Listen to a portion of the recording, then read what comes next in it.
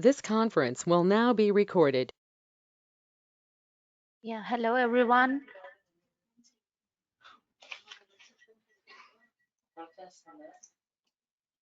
Yeah, am Hello. I audible to everyone?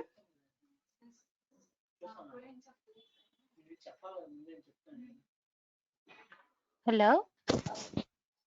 Good morning. Yeah, good morning and welcome to day 2 webinar. So we will start with our keynote presentations, and the first presentation is presented by Dr. Dror Malka from Holland Institute of Technology, Israel. Hello, doctor. Are you ready with your presentation? Yes, my presentation is in my laptop. Okay, I'm making you the presenter.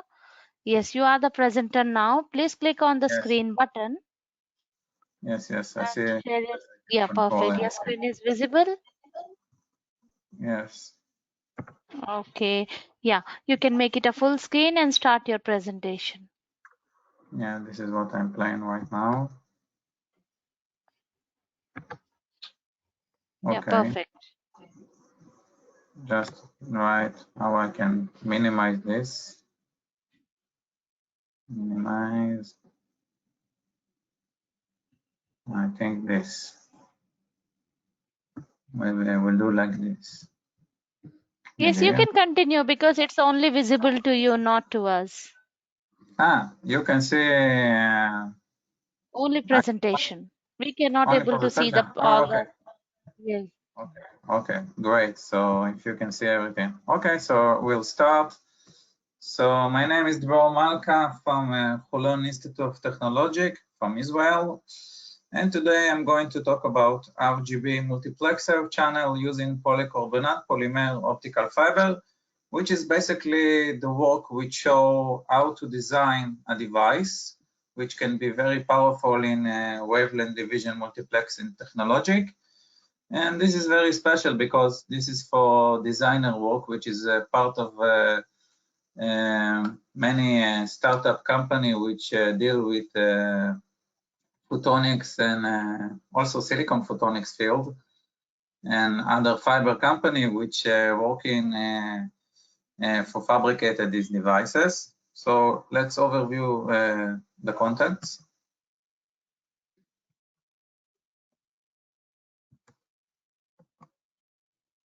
If you will enjoy it. Okay, so I'm going to talk about optical multiplexer devices and their use in, especially in communication field. What is a multi-core polymer optical fiber? The motivation of this work, why to use this technology. Also, what is the light coupling method, which we going to review some previously work, and the principle of this work, and the new let's jump. Okay, I fixed it. Okay. A new multiplexer technique, the RGB optical multiplexer design. And in the end, we are going to show all the simulation results, and then I'm going to conclude my talk. Okay, so let's start. So optical demultiplexer device attract much attention due to their wide use in optical communication networking. They are very specially devices which are using in technology which called the wavelength division multiplexing, which are very useful to upgrade the speed of the communication, the bit rate. And also it's very special because it's give more space when you do the packaging in the chip. So if you, instead of, for example, if you have four channels, instead of using a long four fiber, you can use only one. So it's very special. Application, wavelength division multiplexer, which are usually used in the visible light communication, and also in the O band, it's usually cross wavelength division multiplexing, which the channel have a spacing of 20 nanometer. It's a specially field for the data center application, which the wavelength are between 1,260 to 1,360 nanometer. And also for the C band, which is dense wavelength division multiplex and transmission, because in this field, in the C-band, it's much more crowded. It's between 1,530 nanometer to 1,570 nanometer. Also, much more application wavelength selective switching and optical signal processing. So the advantage of using a wavelength division multiplexer is to exploit the full capacity of the fiber optic cable by allowing multiple beams of light at different frequency to be transmitted on the same fiber optic cable, which give a big advance because basically it's for more space. It's minimize more space. It's very unique, special. Usually when customer buy a transceiver, they use a CWDM transceiver. For example, in data center, it's very special because you can use more room for getting more space. So it's very special because you can replace 4 fiber in 1 fiber, which allow you more space in the package. So here's an example for 4-to-1 multiplexing. This is the basic concept that we are going to use in this work.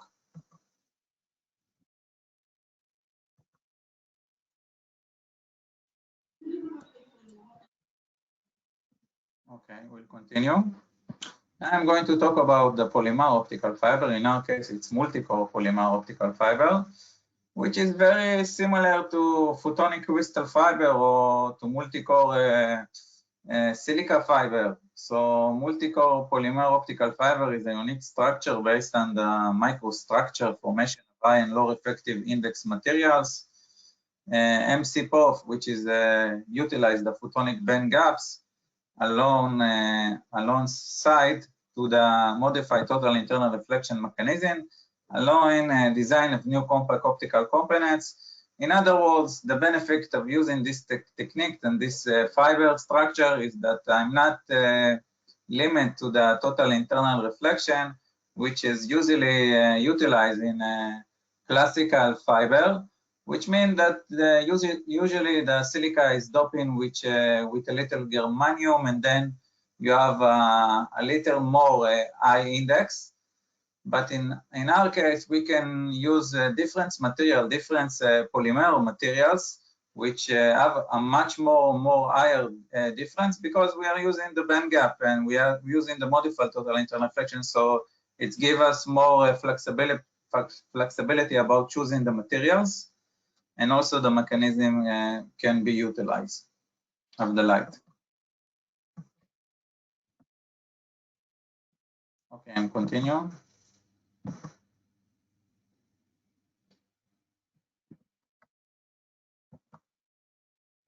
All right, the motivation of this work. So one of the common techniques to increase data bit rate using visible light communication fiber system is to use wavelength division multiplexing. However, the implementation of wavelength division multiplexing require additional devices and more power consumption, which can limit the system performance.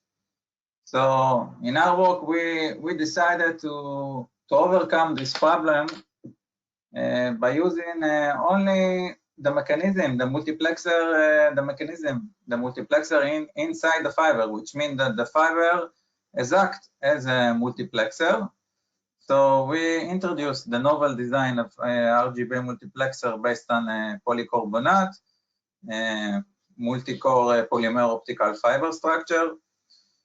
So the main benefit of this design is that the multi-core polymer optical fiber can function as a multiplexer device without additional bulk components commonly used today, which is give us a big advance from both sides.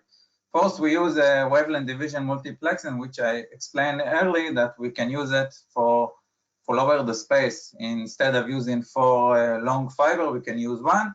And also because I'm using these techniques, I can minimize the footprint and the device size to very compact design, because I'm utilize the guiding light. I'm controlling the guiding light, and then I can can act. The fiber can act as a multiplexer, which gives a big advance. Okay, let's continue.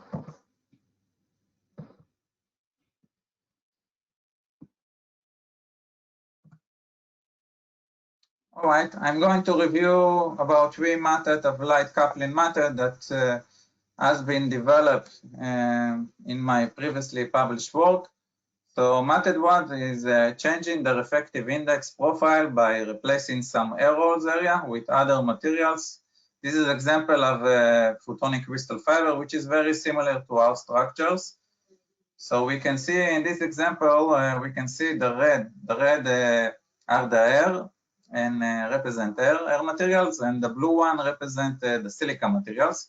So by controlling the coupling lengths and controlling the light, I can easily design eight combiner to 1. And the guiding mechanism is by replacing also the rod air and replacing by silica.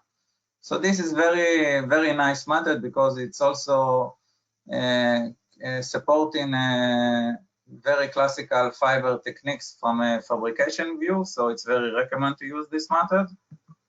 Let's review method 2.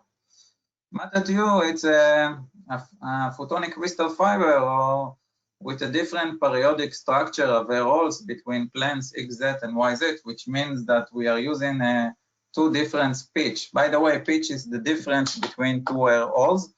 So in this case, I'm using 2 different pitch, and in this work which we are published, we create a splitter from 1 to 4 in each plane, which is act as a 1 to 8 if we see all the device. So also we publish it.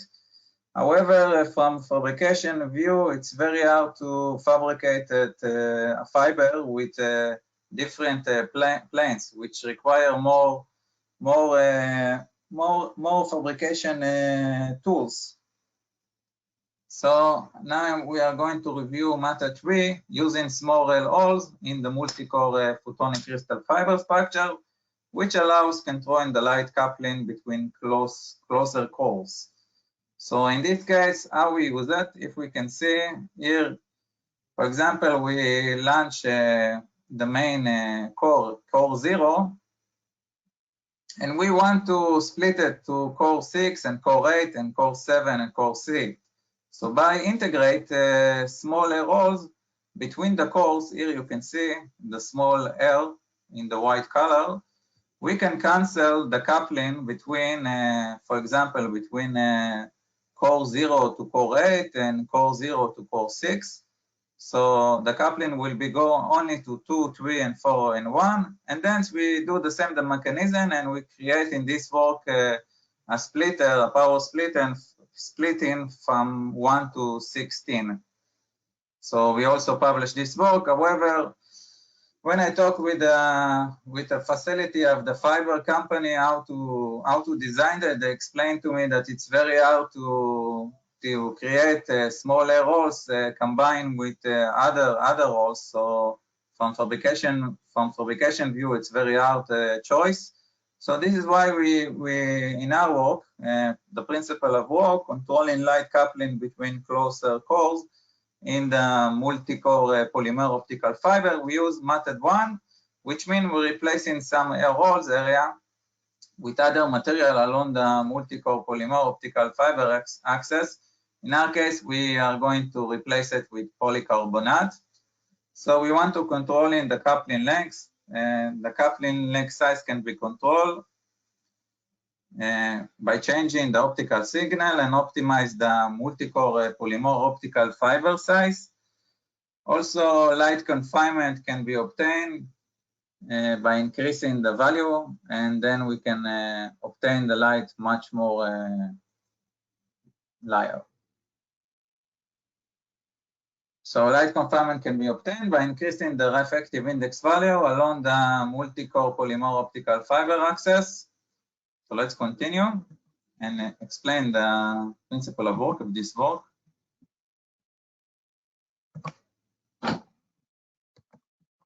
Okay. Okay, so the polycarbonate layer length size are suitable to the light coupling of the operating wavelength, which allow us to control the light switching between closer polycarbonate layers. In other words, which mean that we can control, it's like we can navigate it, the light inside the fiber by choosing the right size of the layer of the polycarbonate, then we can control the coupling lengths, and then we can guide the light to where we want to go. So from fabrication view, we can see all the stock and raw matter to use to fabricate this multi-core polymer optical fiber. This is all the step. So we are designers, so we are very interested in the first step, how to prepare the right size of the rod of the polycarbonate in order to use the other fabricated method, which are very easy to create. So let's continue and to see how we can utilize these new DeMux techniques. So the new design is based on replacing, in our case, 7 air holes area with polycarbonate layer along the fiber lengths with optimization of the multi-core polymer optical fiber size. Our specific aims are we want to support the visible range, so it's very easy because polycarbonate is a great material for visible light. High communication rate, we can increase the rate by three channels in our case.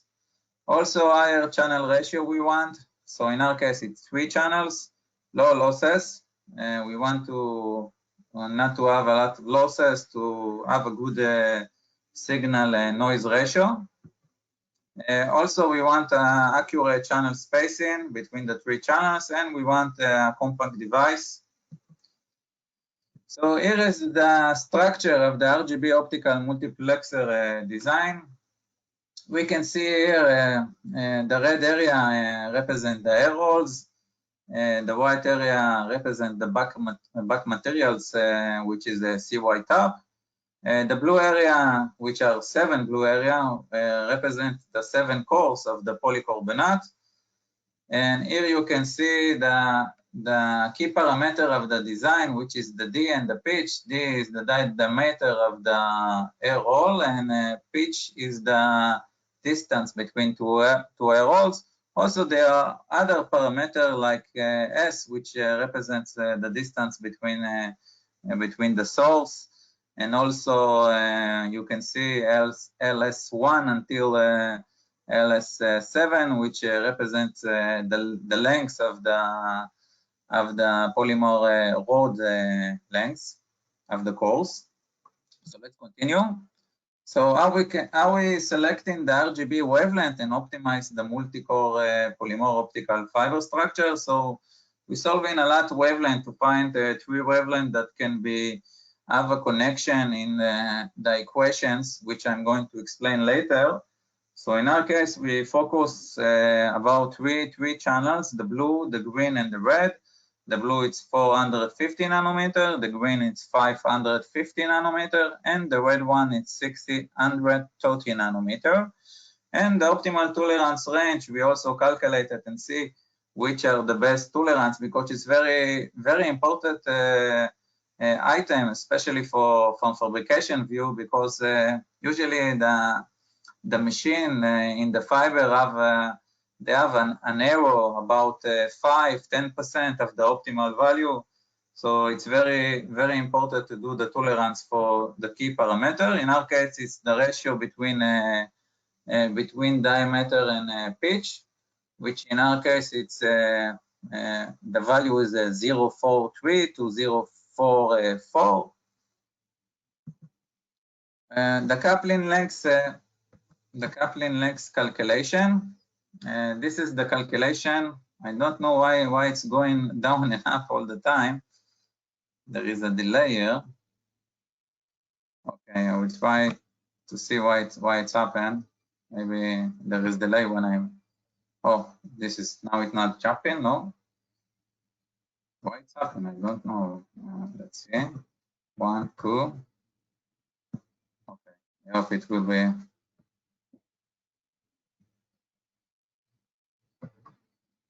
I'm trying to get to this page. Okay. Now So funny.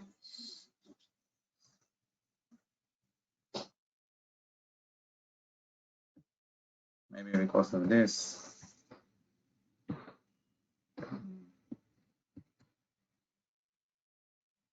Let's see, I'm not doing anything. Let's write now. 1, 2. Now it's okay. Okay, we can see now the equations that calculated the length of the polycarbonate.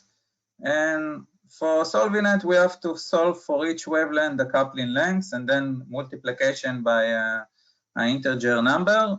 And then we do a numerical solution using the beam propagation method to find the coupling length, as you can see in the figure below.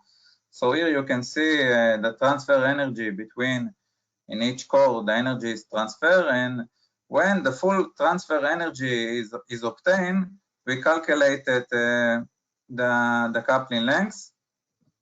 And by using these equations, we can assume and doing some optimization with the numerical tools. By the way, we use Arsoft CAD company, which it's a very industry simulation. And also we do validation of the simulation to see that we have the right results. And then after we calculated it, we do the simulation. Now we go to the simulation results. So here is the simulation results for channel 1 and channel 2. As we can see, by controlling the light, I can guide the light to the same port, to the same output for the blue source and for the green source, and also for the red one. So here is for the red one. And after that, we calculated the optical spectrum, which is very important to see that there is a good isolation between the channel, and also to set the bandwidth of the multiplexing, because we don't want to have between the channels, we don't have to have the problem of crosstalk, which are usually more happen in a demultiplexer device. But from a multiplexer device, it's very important also important to reduce the back reflection, which can come from the output to the input. So for this, we use a special polymer taper to reduce the back reflection losses. So let's see the results. In our case, we can see very low insertion loss between 0.6 to 102, and large bandwidth between 28.4 to 7.3. So after we review these results, we decide that the line width will go as using the blue channel, because it can combine all the other channels. And also we check very important characteristics, which is the thermal source wavelength drift loss for 3 nanometer shift wavelength, which can happen because if you use laser can have a shift, because the temperatures getting high, and then the wavelength can be shifted. So you have that your devices have the same performance also if you change the wavelength. So in our case, we can see very low losses between 0.055 to 1.98. And also we do a comparison between other works that are used today to create a multiplexer POF, and we can see that the losses in our case are the lowest, and also a very important property, which is the size. In our case, it's only 20 millimeter size, comparing to other which are much more using more. This is because they're using not only fiber, they're using more devices like the Prisma, for example. So I'm going to conclude my talk. RGB wavelength multiplexer can be implemented in a multi-core polymer optical fiber structure with integrated polycarbonate materials. The RGB multiplexing is done automatically in the fiber by using the switch lengths that control the RGB light coupling mechanism. The device can be used in optical network system. The device can be used in optical network system which work on wavelength division multiplexing technology for increasing bit rate communication, which is the important things to increase data rate. Multi-core polymer optical fiber can function as a multiplexer device without additional optical components. As we can see in this work, we don't need to use another fiber or to do another coupling to separate it, the color, the RGB color. So this big advance can lead to a compact wavelength division multiplexing system that can be utilized to obtain better performance. I want to thank you all for your attention, and if you want to collaborate about this polycarbonate or other mechanism, I will be happy. So thank you all. Question if you have. Thank you, Dr. Dror, for your presentation. Is anyone having any questions?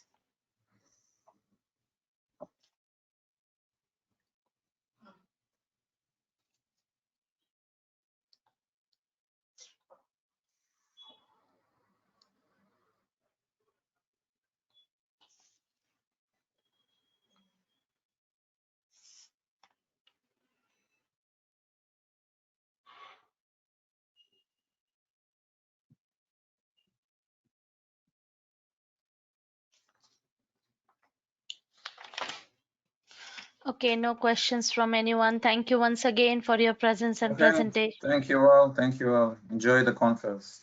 Okay, thank you. So as our next speaker is not online, so can I request Dr. Clement Appia from University of Bremen, Germany to present his talk? Hello, Dr. Clement.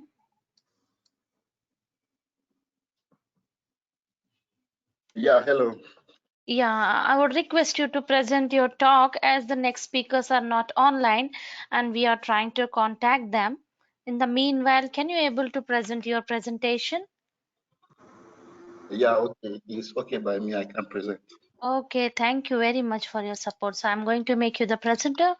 Yes, you are the presenter now. Yeah.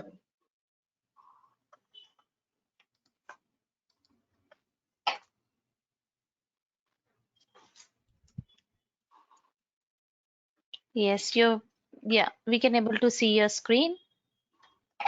Okay. You can make it a full screen and start your presentation.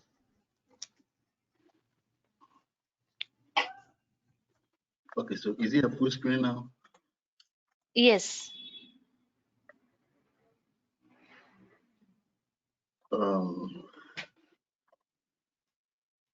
Just a minute. Yeah, it is a full screen. And the other Yeah, options we cannot able to see, it's only visible to you. So there is no problem. We can able to see only the presentation. yeah, because I wanted to move some things out of the presentation because there is a window that is open. Yeah, that is no problem because it's only visible to you, not to us.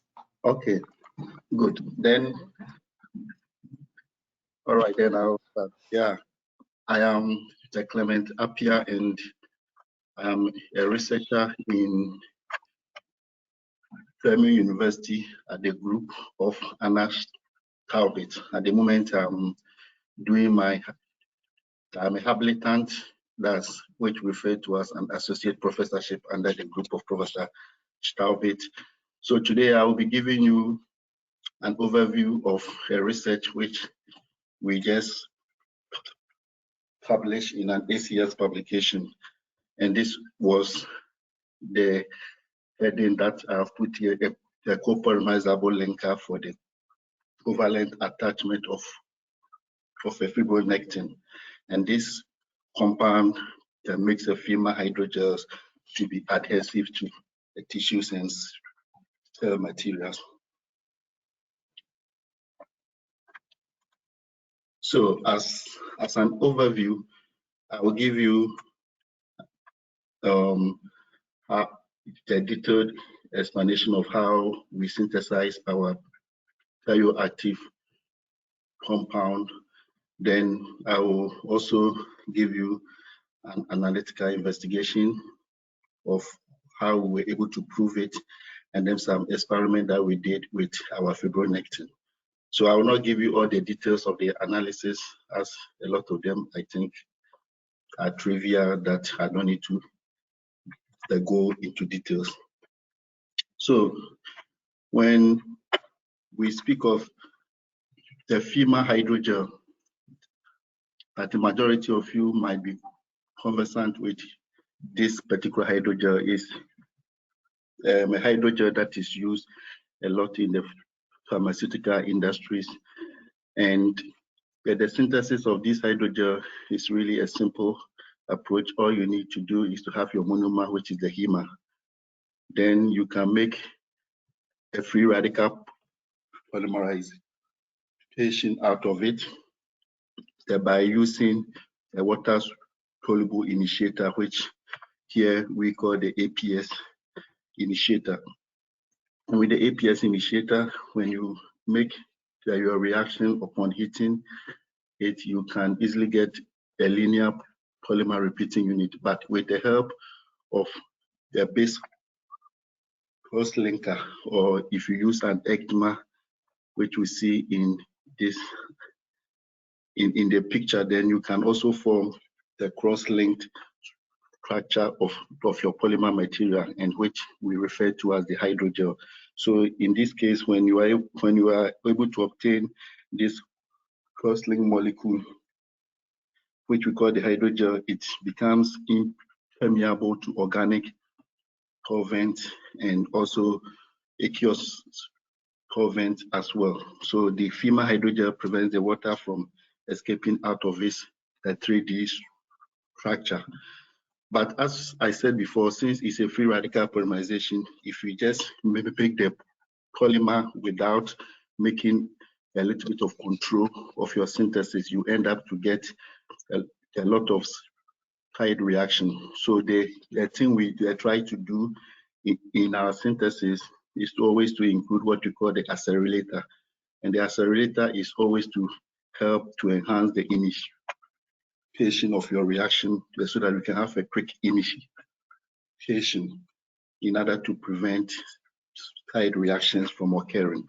So when you are able to achieve all this, then what you obtain is a hydrogel, as we see in this picture, a hydrogel in this form, where it can be an opaque hydrogel or a transparent hydrogel, depending on your synthesis and how you do your experimental condition. So this is how the FEMA hydrogel is obtained. And as I said, it's a hydrogel that is used a lot in pharmaceutical industries, in a lot of applications, and then biomedical application. So this is a very useful hydrogel. But even though FEMA is really useful in the pharmaceutical industry, it has, I would say, the hindrance, which do not allow it to be used a lot in different applications. And this hindrance has been shown in the literature, which is it do not allow the direct attachment of biological compounds onto it intrinsically.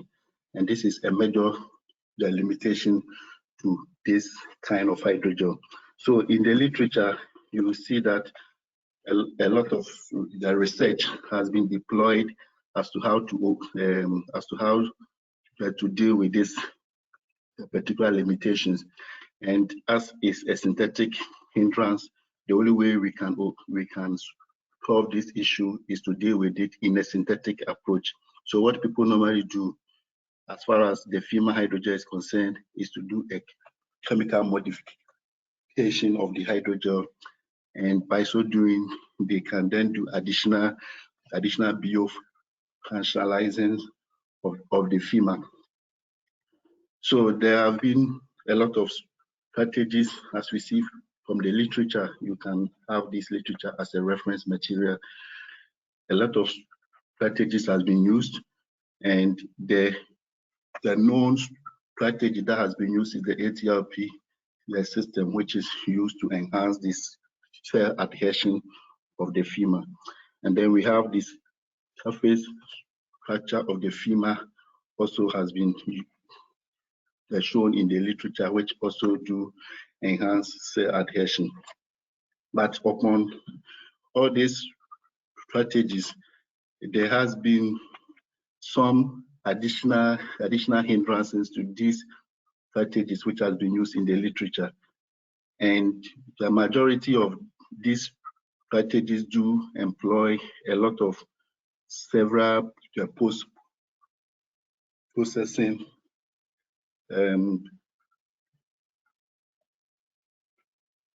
reactions after the synthesis, and this normally becomes a hindrance because at the end it do not allow the femur structure to translate into a 3D environmental investigations. So this becomes also a difficult thing, even though the researchers are they're trying to solve these issues, they end up to bring out a lot of issues also to the femur, which do not allow it in its logical integration. So our group had a look into the literature and see how we can do to solve this issue.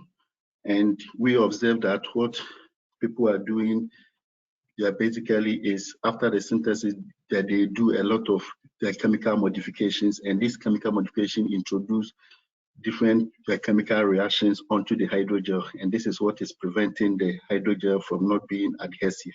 So we, in our group, we are made up of organic chemists and polymer chemists. So we were together as a team, and then we decided, okay, how will you be able to solve this issue? So the idea was to develop an organic compound, which in a way will be almost, that the organic molecule will be a similar molecule compared to the HEMA. So we will not have a big of difference between the HEMA as monomer and the organic molecule which we develop. So we developed this organic structure which we see over here, and we can immediately see that the structure of our organic compound, which we call the biolinker, has almost the same repeating unit of the HEMA, but with an additional functional group which can allow the integration of biological group, and this additional functional group is also not harmful to the HEMA because it's biocompatible. So with this, we can make a polymer out of it and then have our cross linker, and immediately we can obtain our hydrogel, which we don't need to do any additional modification, and we can then do our adhesion reaction. So this is what we sat down and the idea that we were able to develop. So the whole thing began in this way. So we have our biolinker, and the biolinker, as we see from the picture in A, that consists of a linker group, which is almost the same like the HEMA functional group. And then we have the aspect of the group which can be integrated into the polymer repeating unit. And then we have the other aspect which is biocompatible, and it can link up with any biological constituent. So in this case, we can make the polymer out of the biolinker, and then we can immediately do cross-linking and obtain our hydrogel. So we mix everything together. We mix our initiator, as we see in the figure B, that we mix our initiator, our monomer, and the biolinker, everything together as an in situ. And then we heat it up to 80 degrees. And after 4 hours of reaction, we're able to obtain our hydrogel. So we obtain the gels, and then we can divide the gels into several pieces and then do the bio-functionalizing procedure. And in this, we do it with our fibronectin, and we can prove, as we see from the presentation, we will see how we were able to obtain our results, that we were able to have a bio-functionalized system after our reaction. So basically, this is how we were able to synthesize our hydrogel, our biolinker. The synthesis was a simple approach. It doesn't require any difficult organic synthesis. We basically obtain the synthetic idea out of literature because the compounds have been used in the literature before. So we just combine the literature synthesis and then we're able to develop our biolinker. So what we did in the procedure A was to make a reaction of phthalic anhydride, which we reacted with the amino group of this beta aniline in a single hot synthesis, and then this data resulted to this ester, which we see as compound number 1. Then along the way, we also make another building block where here we add the ethylene glycol and the meta-acrylic acid. And here we did it under high dilution conditions.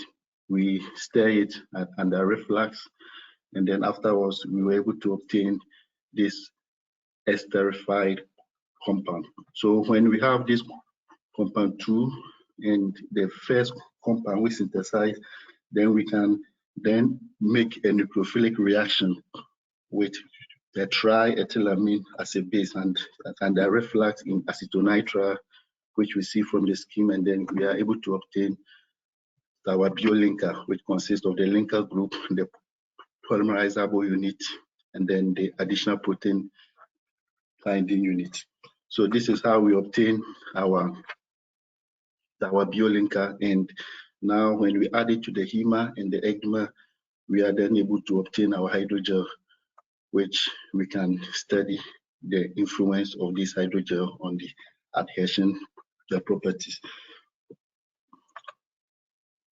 So at the end of your reaction, this is the hydrogels we obtain from the scheme from the figures here. If you see the figure on the figure, which is the one with the biolinker of a single unit percent, you could see that the hydrogel is more visible in a way that it's not homogeneous.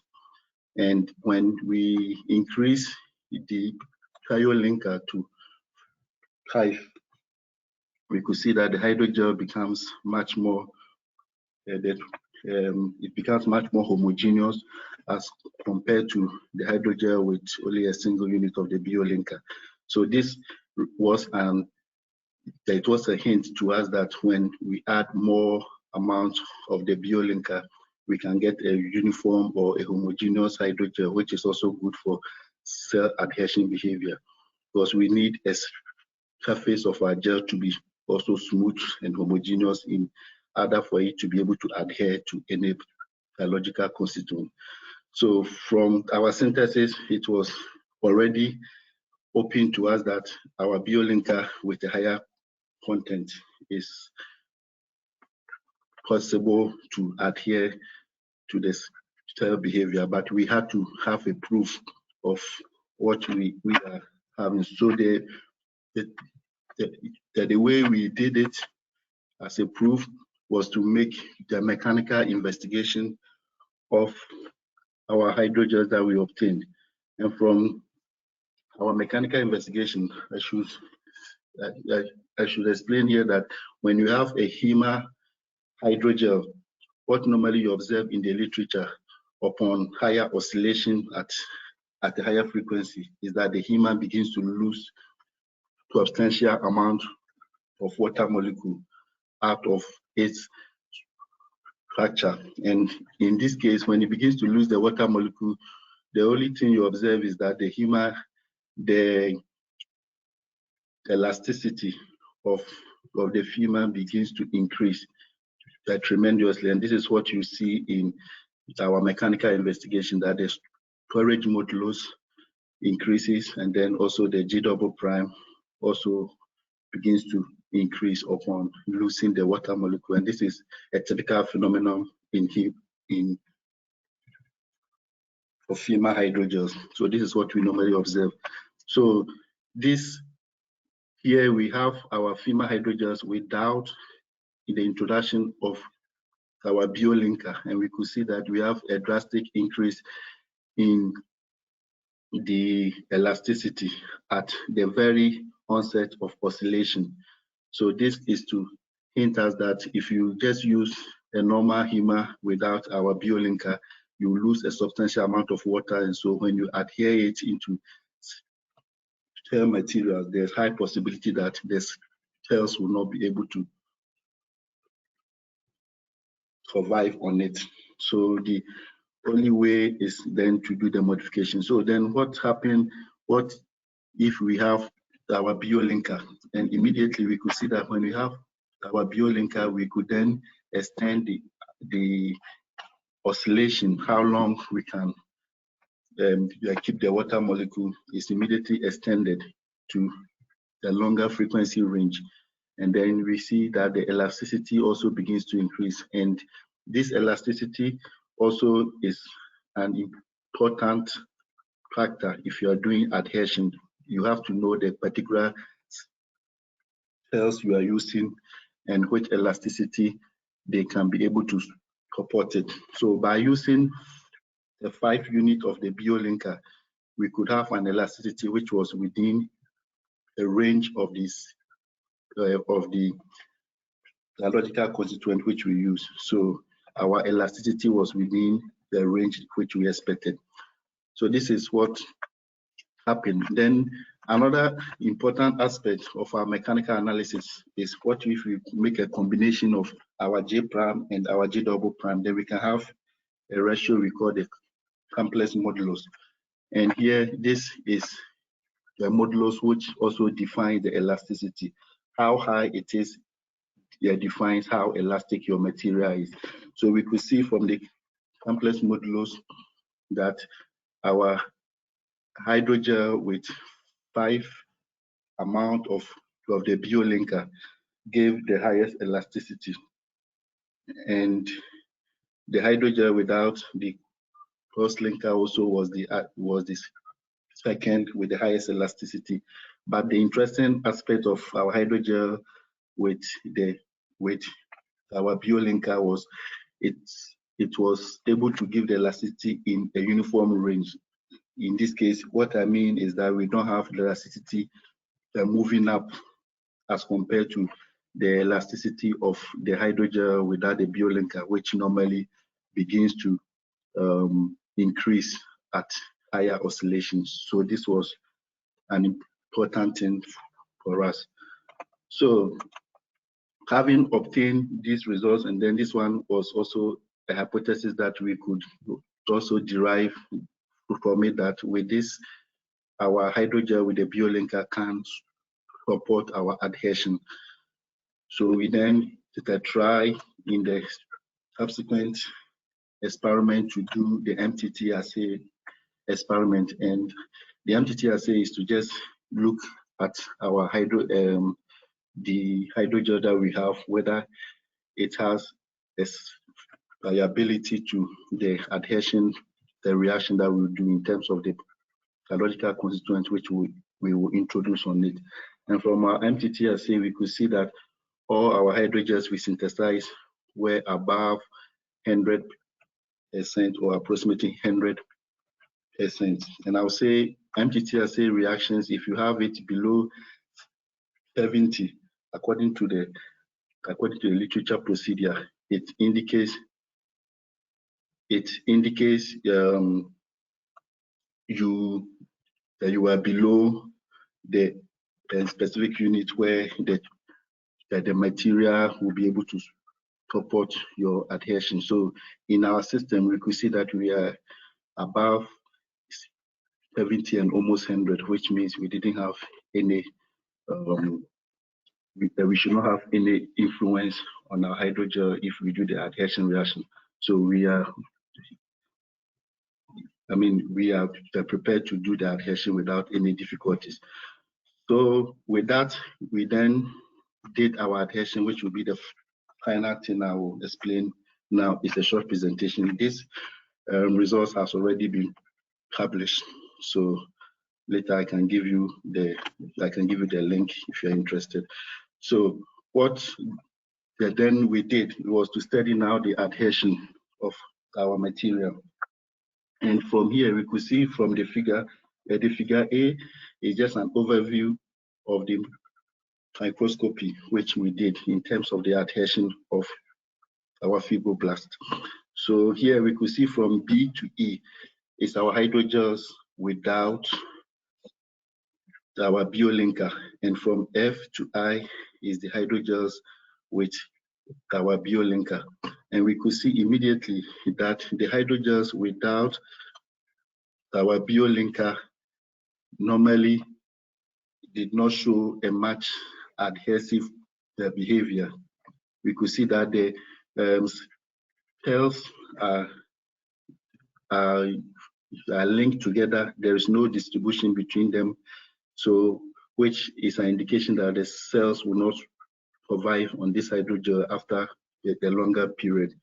But when you look at the hydrogels that we introduce our biolinker, we could immediately see that there's a uniform or there's a high distribution of the cells on the hydrogel. And we can then see that when we increase the amount of the Fn, the concentration, as we see in H, we see a higher distribution of our cells, and the coverage area was really the highest which we obtained. So from the investigation, it was obvious that our biolinker was able to enhance the adhesion behavior of our hydrogel. And this is something that literature so far has not presented, because now what people do is to do a lot of chemical modification, and this normally affect the functionality of the hydrogel. But with our system, which we have a system whereby we can introduce our biolinker immediately into the hydrogel, and we don't need to make any additional chemical modification. So this is the results we obtained. And finally, I'll just summarize everything. I would say our biolinker was significantly able to improve the adhesion behavior of our material, and our synthesis is a simple synthesis that requires the FEMA and also the fibronactin. You don't have to make any complex chemical reactions, and with the bioactivity of our material, the adhesion of the biological constituent that we introduced was successful. And finally, this hydrogel has the possibility also to be used in biomedical applications, and the most important thing is we can then use it in 3D material applications, which is a limitation that we normally see in the literature. But with our system, we have the possibility to use it in 3D materials. So finally, I would like to acknowledge the sponsorship of the DFG, who sponsored this particular research, and also the VW Foundation, who also sponsored the aspect of this work. And I'll say I'm done, and if anybody has a question, then I'm prepared to answer. Yeah, thank you, Dr. Clement, for your presentation. We have a questions in the chat box. Can you able to see that chat?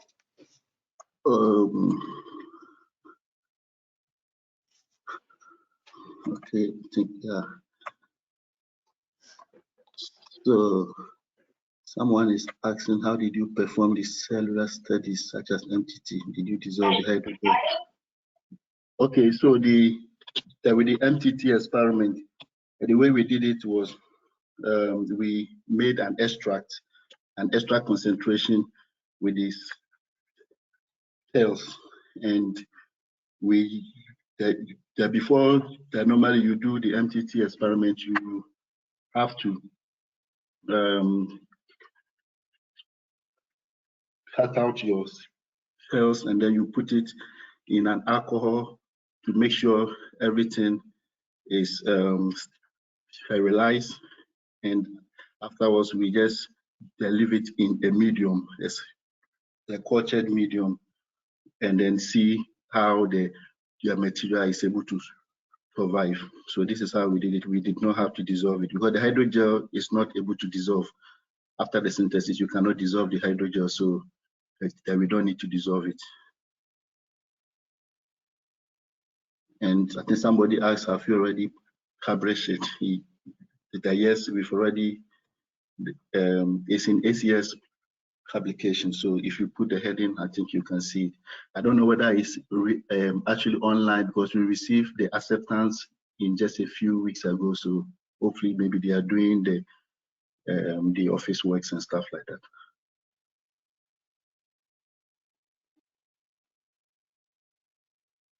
Yeah, thank you for answering. If anyone else have any questions?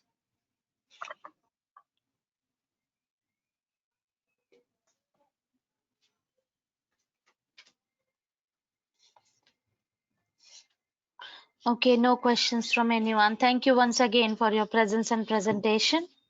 Okay. Okay. Thank you also for listening. Yeah, thank you very much. So we have a presentation from Dr. Mirza Muhammad Farhan Ashraf from University of Hong Kong. As he cannot able to present, so he has sent the video presentation. Now I will share my screen. Please let us know if it is visible to all or not.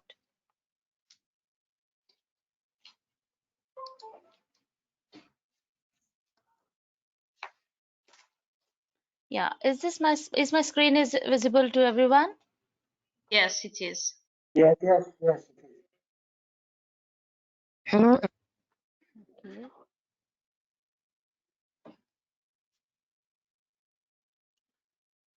Just a minute, I will play the recording right now.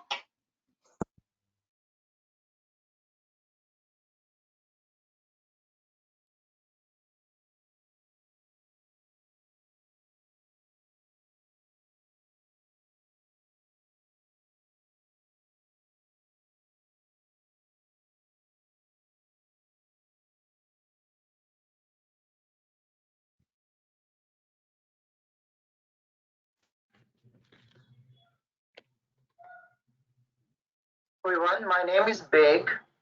Today, the topic I am discussing is designing DNA-based biofunctional materials. I'm a postdoc at the University of Hong Kong under the supervision of Professor Dr. Chengfei Zhang. The main contents of my presentation will be the introduction, biofunctional molecular functional tension probes, cellular imaging, and summary. So first, I introduce my topic.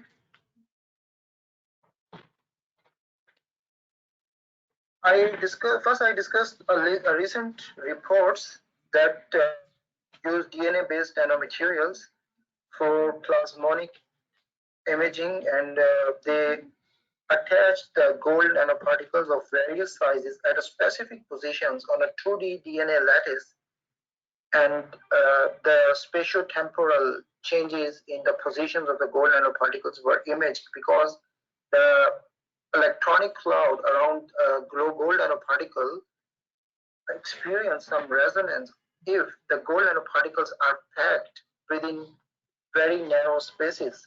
And DNA is the material that can keep them at the specific distances. So we can design the DNA-based material and the specific and can functionalize these materials with the gold nanoparticles with the specific distance. And this is possible only with the DNA-based nanomaterials.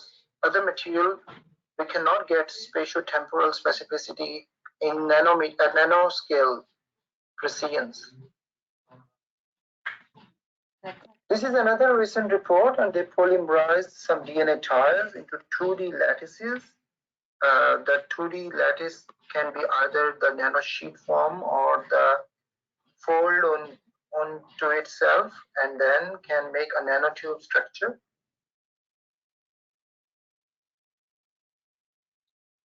I also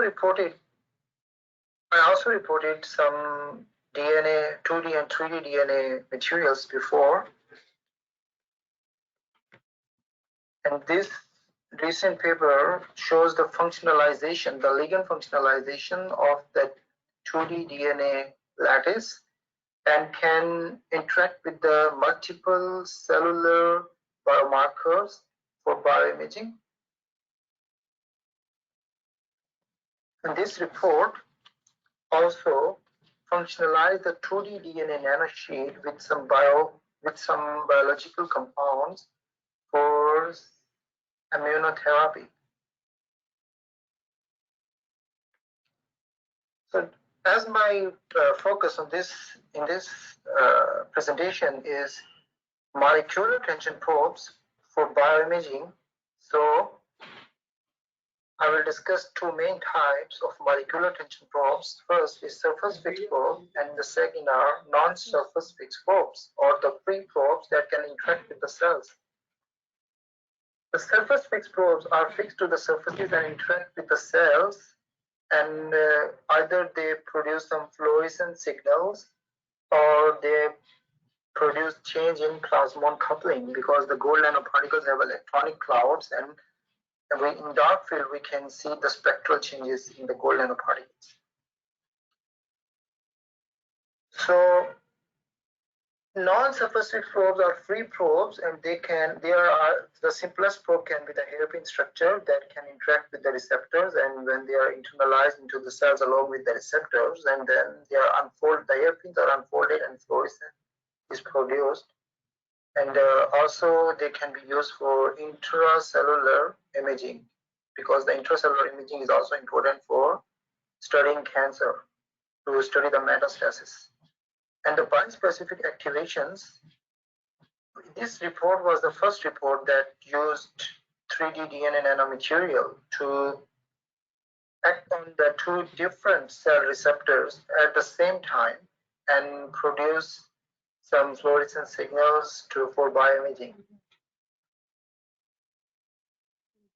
For my case, I also used some plasmonic nanomaterials when I used gold nanoparticles in the close vicinity, and when the cells exert force on the gold nanoparticles, the spectral shift occurs, and also the distance between the gold nanoparticle changes. And I studied different cellular events with the live cell imaging, with the dark field microscope, like cell attachment, detachments, exocytosis processes, endocytosis processes, cell divisions, and internalization of DNA probe as well as the receptors. So these studies are good for bioimaging, the plasmonic imaging that can measure the spectral shifts between the gold nanoparticles, and also can image the cellular events going on the cell membrane.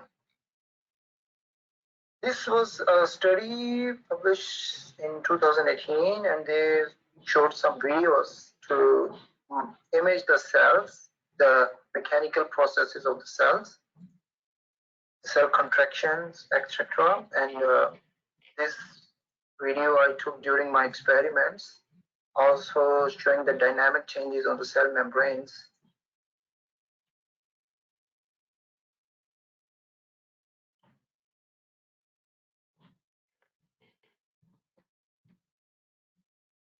So we can see the interaction of the DNA device with the cell membrane, and we can also see the internalizations, cell internalization, which we call endocytosis, and also the cell contractions.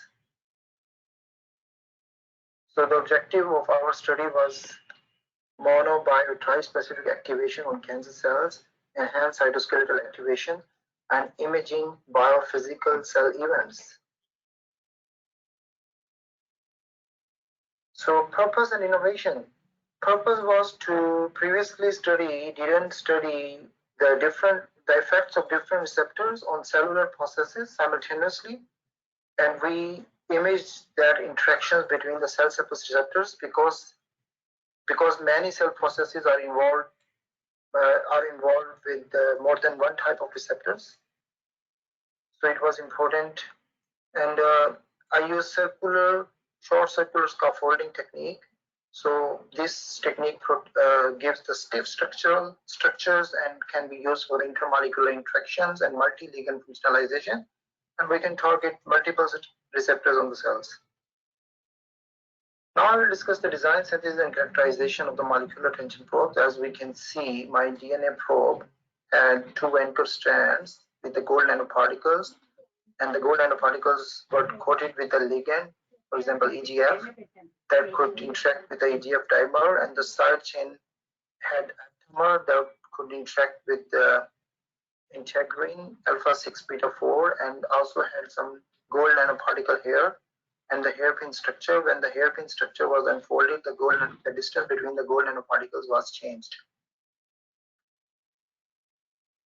So how I synthesized, I used the short circular scaffolding technique to make the rigid rectangular structure for my DNA probe using different hairpin structures. I can program this portion, and the longer hairpin will require greater force to unfold the hairpin, and the shorter hairpins will require less force to unfold this side arm, and also depend on the nucleotide sequence. For example, GC has triple hydrogen bonding, so require more force to unfold, and AT has double hydrogen bonding that can be unfolded with a smaller force. So characterization, I did some UV and some hyperspectral imaging, and also the TEM and some gel characterizations, and also the unfolding of hairpin, study of the unfolding of the hairpin structures. And this is the mechanism actually when this probe interact with the two different types of receptors, for example EGFR dimer and integrin, then it stabilizes on the cell membrane for 35 to 45 minutes and activate different biochemical events to produce the mechanosensitization of the cells and activate the cytoskeleton for cell contractions. But if we only activate the EGFR, then it is quickly internalized into the cells, because the EGFR after activation is quickly internalized into the cells to cause the cell proliferations. But in our case, the DNA probe was stabilized on the membrane for 35 to 45 minutes, and we were able to image the cellular events occurring on the cell membrane. So the binding of the probe to the cell membrane was a desirable event for us for bioimaging. And we were able to image the probe on the cell membrane, while the control probe showed the signals throughout the cells, and we were able to image the cell membrane, the dynamic changes in the cell membrane. And there was a report in 2009 that also reported some gold nanoparticles to be interact with EGFR, internalized into the cells and producing intense fluorescence signals inside the cell. But this paper failed to monitor the dynamic changes on the cell membrane. So our study enabled us to monitor the dynamic changes on the cell membrane. So our DNA probe was resided on the cell membrane, and the control probe was quickly internalized into the cells. And we can clearly see the filopodia extensions after the activation of cytoskeleton compared to the control after we add our deep probe. And also the previous reports that used only integrin to activate also showed some extension in the philopodia of the cells. That was our results are correlate with these results. And for studying the hairpin effect of the hairpin structure, we use different length and sequences, and we can see if more force is required, then the fluorescence signals becomes dimmer if we increase the GC contents. And if we increase the GC contents to 100%, the fluorescence signals are decreased. And if we study the cytoskeletal activations, then we can use the FTC loaded rho kinase binder, and we can see the green signals that shows increased cytoskeletal activity. If there is more activity, like if the both receptors were activated simultaneously, so it shows the interaction between the receptors and produces more cytoskeletal activation and more force the cell exerts on the cell surface. And this force that shows in black, when both receptors are activated, then the force is increased. We can see the protein expression with both receptors activated, that more protein expression we can see. Means these proteins are for the expression of the, that shows the cytoskeletal activations, and they are more, the cytoskeletal activation is more when both receptors are activated simultaneously. But after 1.5 hours, the cells are exhausted, and the cells who are under mechanical stimulations are exhausted and dead quickly than the control. So the cytoskeletal activation also produces some exhaustion effect to kill the cells. So this new method to kill the cell is called mechanopharmacology. And we can see the, if we tag the anchor strand with some fluorophore like cyan fluorescent protein, and we can still like image the dynamic changes in the cell membrane. So this is related with the previous experiments, and we can also measure the force and stress on the cells through this method. We also studied the cell proliferation at different time intervals, and we can see in the start, like 30 minutes, the cell proliferation increased due to the mechanostimulations of the cells, but later, due to the exhaustion effects, the cells started to apoptose. So the summary of this presentation is in vitro imaging of mechanical cellular processes through the change in plasmon coupling and fluorescence. Co-activations of EGFR integrin by DNA probe enable us to monitor enhanced cytocellular activation and calculation of piconewton forces promoting the mechanical cell processes. And we were able to track cell contractions, dynamic change in cell morphology, and different cellular events like attachment, detachment, invasion, motility, metastasis, and cell signaling, and increased mechanical activity and repeated internalization of receptors and degradation by the lysosome cause cell death due to the exhaustion effect. And this new way to kill the cell is called mechanopharmacology. So thank you, everyone.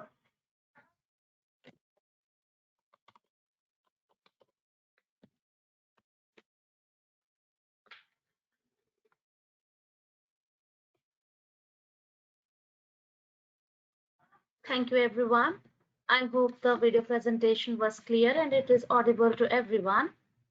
So if you have any questions regarding this video presentation, you can just drop us an email to the program manager and she will forward it to the doctor. And will answer you the questions. So now we will move forward for the next presentation from Dr. Sandeep Kumar from Aditya Engineering College, India. Hello, Dr. Sandeep. Are you ready with your presentation? Yes, I am ready, madam. I am ready. Will you please share my screen, madam? Yeah, just a minute.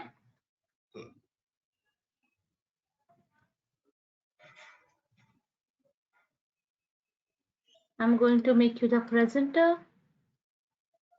Yes, you are the presenter now. Yes.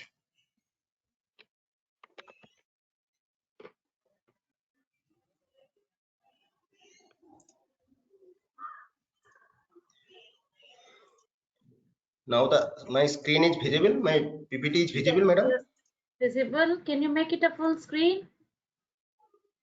Yeah. Wait, madam.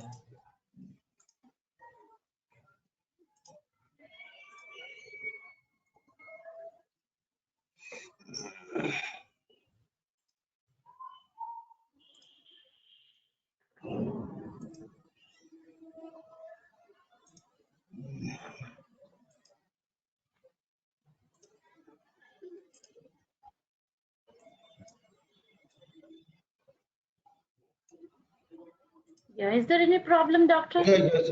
No. Now it is visible as a full screen, madam. Yes.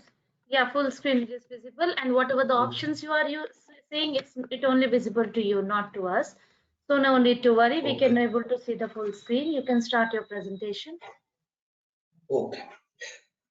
Good day to all. First of all, thanks to Fourth International Organizing Committee of the Fourth International Webinar on Material Science and Engineering. First, thanks to the organizing committee for providing the opportunity to deliver my presentation in that particular webinar presentation. Okay, thanks to all. Now I'm starting my presentation. My present title is Electrochemical Microstructuring on Advanced Materials. My name is Dr. Sandeep Kumar. Background. First of all, what is microstructuring? Microstructuring, electrochemical microstructuring means generally that is the generation of the different micro texture surface. That generated texture surface generally varies from 1 to 999 micron level. As per CIRP, one of the famous international organization, production organization, as per that definition, that micro texture size varies from 1 to 500 micron. And that particular texture surface means array of generation of particular dimple patterns that may be square impression, may be rectangular impression, and may be circular impression. Different impression that is called micro texture surface or micro pattern surface. And that type of pattern surface I have generated different advanced materials like titanium alloy, titanium, and stainless steel grade SUS 304. And that particular materials I have generated that particular micro texture surface using a innovative concept of maskless electrochemical microtexturing.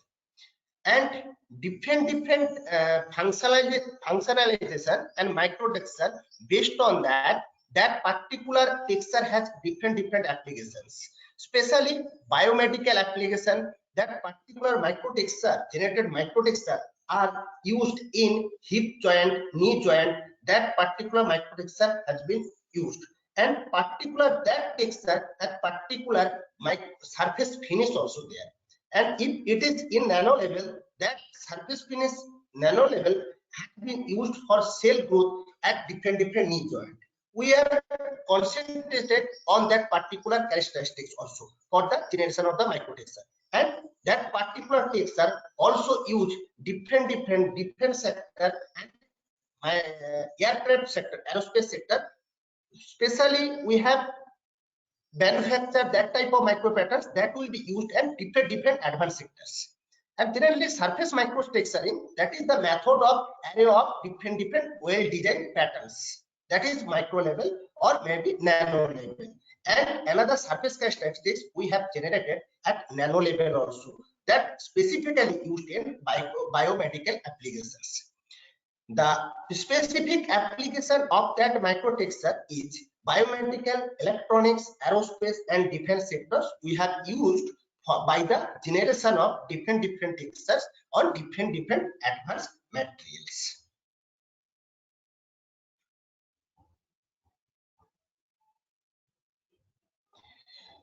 What are the objectives of my research work? First of all, generation of the different types of microtextures, means micro patterns that generally square, circular, rectangular, and different complex, very complex type micro patterns, that is cascade and variegated micro patterns on stainless steel grade 304, titanium alloy, nickel alloy, using suitable electrolyte and particular innovative concept of massless electrochemical micromachining process. Generally, electrochemical micromachining process is carried out based on Faraday's law. And here, why it is called massless electrochemical micromachining process? So in that particular process, tool and workpiece is there. Tool will be connected to the negative end of the power supply and workpiece will be connected to the positive end power supply. And that texture coated tool, insulated tool will be generated particular on the tool, and on the workpiece no marks will be provided for the generation of the particular process. And also, what is the advantage of that particular process? Using one tool, we have generated near about 30 particular texture surfaces, means without any extra incorporating the another structures. That is the one most economical advantages in that particular process. And another, to develop the EMM system. Here I have developed one particular EMM system. In that particular system, we have carried out that experimental setup. Another, I have selected some particular process parameters that will influence the generation of the very good micro patterns. Another, and also I have used one electrolyte that is non-toxic and non-hazardous and also eco-friendly electrolyte that also carry out for smoother ionic dissolution and also which leads to generation of the good microtexture patterns. Methodology, how we carry out that research work. That research work, for carrying out that research work, I have developed particular EMM cell, and in that particular cell, electrical unit is there, and also tool holding, workpiece holding system is there, and particular electrical supply arrangement also there. And that cell has made of corrosion resistance free material, that is Perpex and stainless steel material. And also another electrolyte system has been developed to that particular electrochemical cell. One cell has developed in that particular cell that will also allow the, just I'm seeing that particular cell, that is the developed particular cell I have developed in our research experimental lab, and that is that material is made of Perpex material, and that is the corrosion resistance material. All materials are corrosion resistance free material. What most unique advantage in that setup? In present market, for that particular setup cost is near about 30 lakhs, but here I have manufactured that particular cell only in Indian rupees 4,000, but in present market cost price in Indian rupees near about 30 lakhs. So very low cost I have manufactured that particular setup. That is the job holding, workpiece holding device, and that is the tool holding device. Here also I have incorporated one vertical cross flow electrolyte system. Here electrolyte will be flow through that particular cell, and that due to vertical cross flow electrolyte system, that micromachining zone will be clean due to creation of the backup pressure in that particular cell, and which leads to very good micro pattern generation process also. So that is the developed electrochemical micromachining cell with very low cost. Also we have patent filing for that particular setup also. And another, here the pulsed power supply, here we do not use the DC power supply. Pulsed DC power supply we have used for removal of the electrolysis products or electrochemical products from the particular micromachining zone for the better electrochemical dissolution. And also that pattern tool will be manufactured using SU82150 marks, that is Microchem company USA. Using that marks I have fabricated the different microtexture tools, and using one tool can generate near about 30 microtexture samples using one particular tool. Means that is the another unique advantage in that particular research work. And also I have generated that particular microtexture patterns SUS, means stainless steel grade 304, titanium alloy, and nickel alloy. So that particular microtexture has been used at different advanced industries. And also suitable process parameters also I have chosen, that is the texturing time, machining time, flow velocity, and inter-electrode gap. That texturing time varies from 4 to 7 minutes and flow velocity varies from 4.5 to 7.5 meters per second. And inter-electrode gap means gap between tool and workpiece, that varies from 100 to 250 micron. And other process parameters that will be kept constant, means 10 voltage, 30% duty ratio, and 190 kilohertz frequency, that will be kept constant.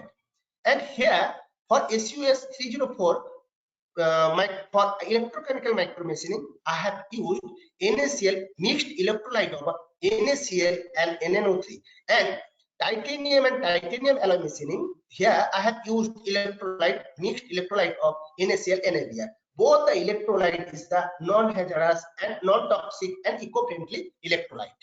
And all the microfeatures, generated microfeatures will be measured by the CCI non-contact profilometer and high resolution optical microscope. That is the developed micromachining cell, that is already have told, that is the job fixer and tool fixer.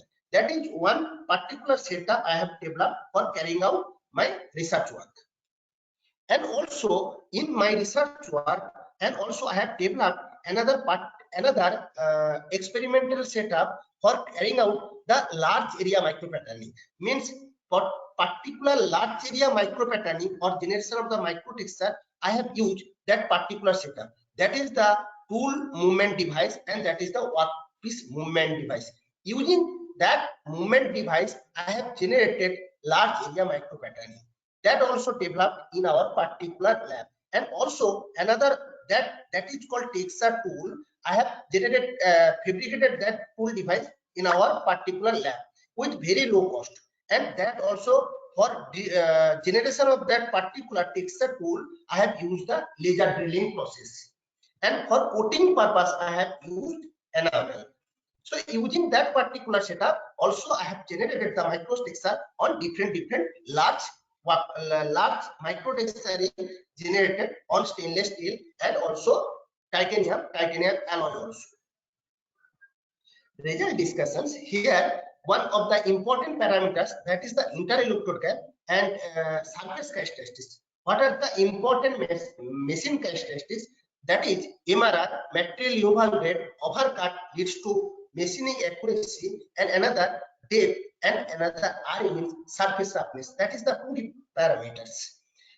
What is the effect of inter-electrode gap? With the increase in inter-electrode gap, the material removal rate also increases. Material removal rate decreases. In case of lower inter-electrode gap, it leads to the controlled machining process. Due to controlled machining, the material removal rate increases. If we increase the inter-electrode gap, the material removal decreases. Why it is decreases? Because ohmic resistance increases. Due to that thing, the material removal rate decreases. Here also we have seen that overcut increases. In the lower inter-electrode gap, the due to lower stray current effect, means due to control machining, due to higher machining localization, the accuracy is higher. Means lower overcut means the diameter or dimension of the particular workpiece, and here that we have taken dimension of the particular generated micropatterns, means particular impressions. That impressions dimension minus workpiece dimension. By that way, we will find out the overcut. Generally, using that process, we will get the higher machining accuracy. If dimensions near to the tool dimensions, so machining accuracy is higher.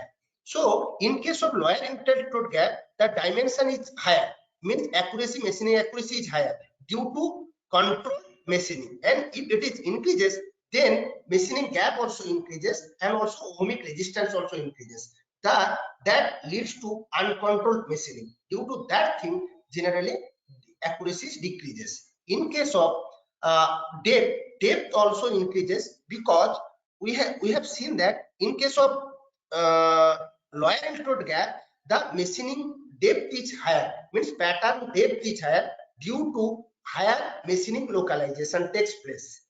And if it is increases, means resistance also increases, and due to higher resistance the machining level that also decreases. That's why depth also decreases. And surface finish, in case of lower altitude interelectrode gap, the surface finish is very good because of the unevenity, means machining level smoother anodic dissolution takes place as per Faraday's law. So due to that things, the machine surface finish is very good. But in case of we increase the interelectrode gap, the surface finish level also decreases. In case of flow rate, if we increase the flow rate, so what happens here? Machining rate means material removal rate increases. Due to higher flow velocity, the electrolysis products from that particular micro machining zone, that will be from the micro machining zone, the electrolysis products will be removed easily, and that leads to control anodic dissolution, and that's why the material removal rate increases. And also overcut, also we have seen that here overcut increases, overcut also decreases with increase in flow velocity, because at the lower velocity generally sometimes some reactive products are staying there. Due to that things, what happening, the short circuit takes place.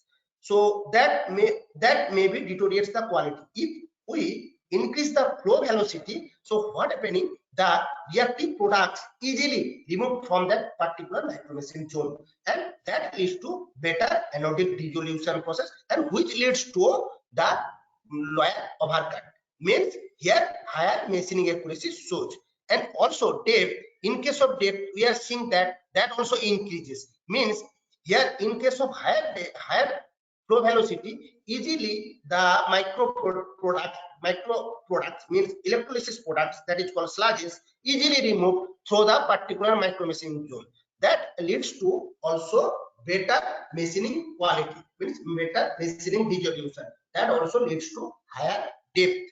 Another, in case of RA, that also decreases with increasing flow velocity, because higher velocity leads to the smoother anodic dissolution, that leads to better surface finish. Means here with that machining I have got near about 20 nanometer surface finish level, that is the 2D parameter. So that also used in different biomedical application due to generation of that particular surface finish. Now another, that is the machining time, that is also one important process parameters.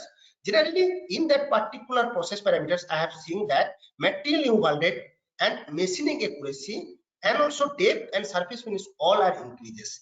Here loyal machining time generally best for the generation of the better micro textures with better machining accuracy. If machining time increases, so what happens, now stray current also increases. That stray current leads to uncontrolled machining, means that deteriorates the machining quality. In case of some particular micro patterns, in case of square micro pattern, that generated very low machining time, near about 6 seconds. At that particular machining time, I have generated that particular machine features. Another, what is the effect? Ultimately, that particular process parameters, interelectrode gap, flow velocity and machining time, that is the one best selected process parameters leads to generation of the good micro patterns. Another, that important characteristics, that is the machining rate, means MRR, machining accuracy, texture depth and surface roughness. And using that process I have generated different types of microcircular patterns: rectangular micro patterns, linear micro pattern, cascade, ellipse micro pattern, character time micro pattern are fabricated on different advanced materials. At the ranges, what ranges are varies here, MRR varies and dimensional accuracy, texture depth, and surface finish are varied. Their MRR varies from 2 milligram per meter to 9.5 milligram per meter, and dimensional accuracy that is vary from 17.34 micron to 54.98 micron, and depth varies from 12.5 micron to 23.1 micron, and surface finish also varies 20 nanometer to 0.0435 micron. So with that ranges, generally that particular machine characteristics are varied, and that is the generated different types of micro pattern. That is circular micro pattern near about impression diameter. That impression diameter near about 190 micron, and that circular micro pattern impression diameter near about 405 micron, and here that circular micro pattern 620 micron. So very good micro patterns I have generated using that particular process, and that is the square type micro pattern. But due to stray current effect, particular sharp corner I have not get here, but I'm trying to generate the best micro patterns using that particular process, and that is the rectangular type micro pattern, ellipse type micro pattern, and that is the linear micro pattern, and that is the variegated type micro pattern. That is the one special type micro pattern that will be used for increasing the radio frequency level and different applications. And that type of cascade type micro patterns that will be used in micro mixer applications. So every micro texture patterns has different applications. And using another particular setup, that using tool movement strategy, I have generated that large area micro patterns using that tool movement or workpiece movement strategy. That setup and tool also fabricated with very low cost in our particular laboratory. Conclusion, that is the one unique and innovative process for generating the different micro patterns. All the micro patterns are fabricated with low cost, and also one tool also used for generation of the so many micro patterns with good machining accuracy.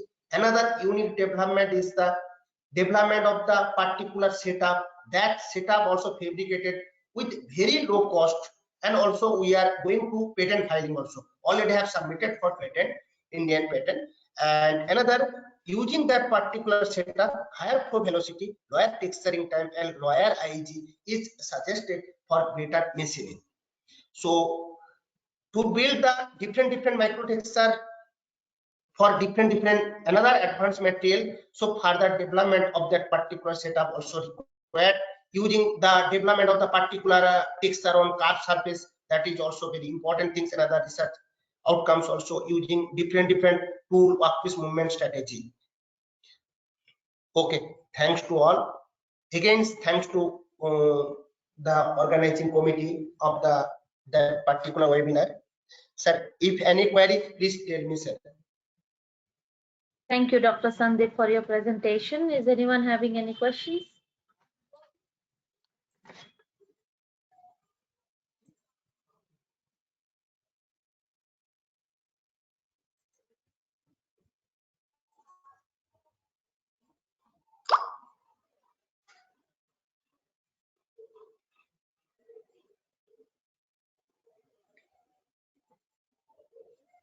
Okay, no questions from anyone. Thank you once again for your presence and presentation. Okay, thanks again. Thanks to organizing committee. Thanks to all. Okay. Thank you very much. So Okay, moving on to our next presenter is from Dr. Lucia Cattucci from University of Bari, Italy. Hello, Dr. Lucia. Are you ready with your presentation? Yes, I am. Okay, good morning to everyone. Okay, started to share my presentation. Okay. Yes.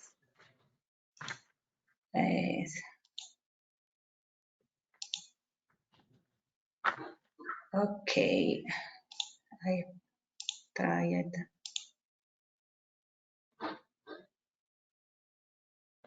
Condividi schermo. Just a moment, I have. Okay, no problem.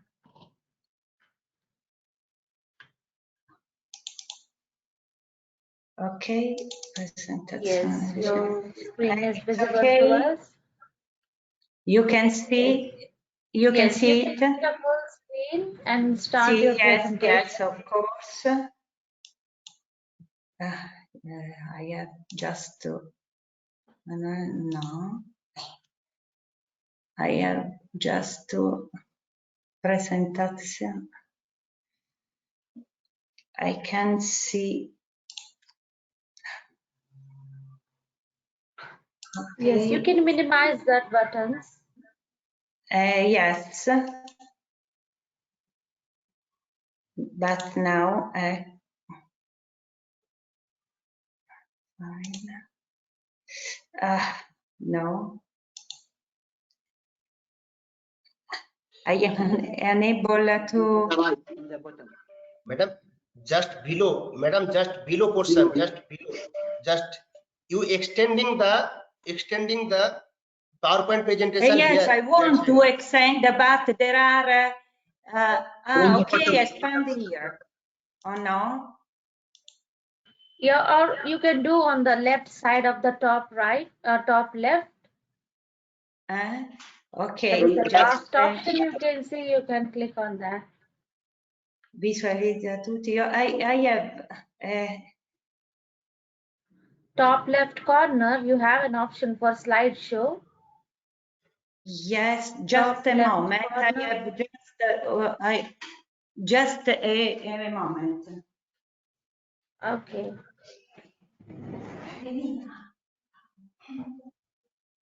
From the bottom. From right to bottom. Okay. Now. Madam, just right side of the corner, bottom side of the right side of the corner, one symbol is there. Devo mettere questa in presentazione, sto condividendo. Queste. Okay, I'm maybe now I am able. Bottom side of the. Okay, now This one, madam, this one. It's okay. That's fine. Yes, perfect. You can continue with your presentation. Now it is a full screen. Okay, how to? No, I don't know how to. Yeah, you can click on the mouse to change the slide or a right side arrow. Right side arrow in the keyboard. Okay. I don't know how to eliminate this row here. Yeah, that is visible to you only, so no need to worry. We can able to see only the presentation. Okay. For you, it's okay. Okay. Yes, for us okay. it is okay. So thank you very much. I can start. So good afternoon. I am Lucia Catucci from University of Bari in Italy, and today I will present you my work about the use of liposome for the oral delivery of bioactive molecules. Liposomes are these are the topic that we'll explore today together, starting from the theoretical background and the goal of the study till to the result obtained. Liposomes are widely used nanocarrier for biomedical and food technology applications. They are vesicles deriving from the spontaneous sexual assembly of phospholipid molecules in aqueous solution to give rise to a spherical architecture in which are present a hydrophilic core and hydrophobic bilayer. So they are able to encapsulate both hydrophilic and hydrophobic cargo respectively into their aqueous core and into lipid bilayer, as well as amphiphilic molecules. All these characteristics make liposome interesting from a biomedical point of view. In fact, they have been used for different applications: protein reconstitution, enzyme immobilization, drug delivery, vaccine development, and so on. Curcumin was chosen as a model bioactive molecule. Different studies demonstrated as curcumin has antioxidant properties, anti-inflammatory, anti-diabetic, antimicrobial, anti-carcinogenic properties, but it has a low solubility in water, instability at pH higher than 7, and rapid metabolism.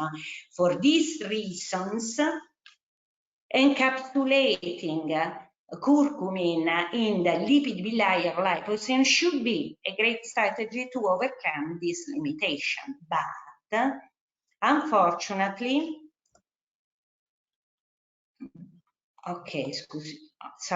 unfortunately, the first generation liposome are not suitable for oral delivery. In fact, mainly because their instability and poor permeability. First generation liposome are in fact susceptible to combine the intramural effect in the gastrointestinal tract due to gastric acid, pancreatic lipase, and bile salt. So only a small portion of liposome maintain intact structure. Moreover, they have poor first generation liposome, so liposome without any surface modification, are present poor permeability through the intestinal cells because of the mucus barrier, their larger size, and so only a small fraction can be uptake by intestinal cells.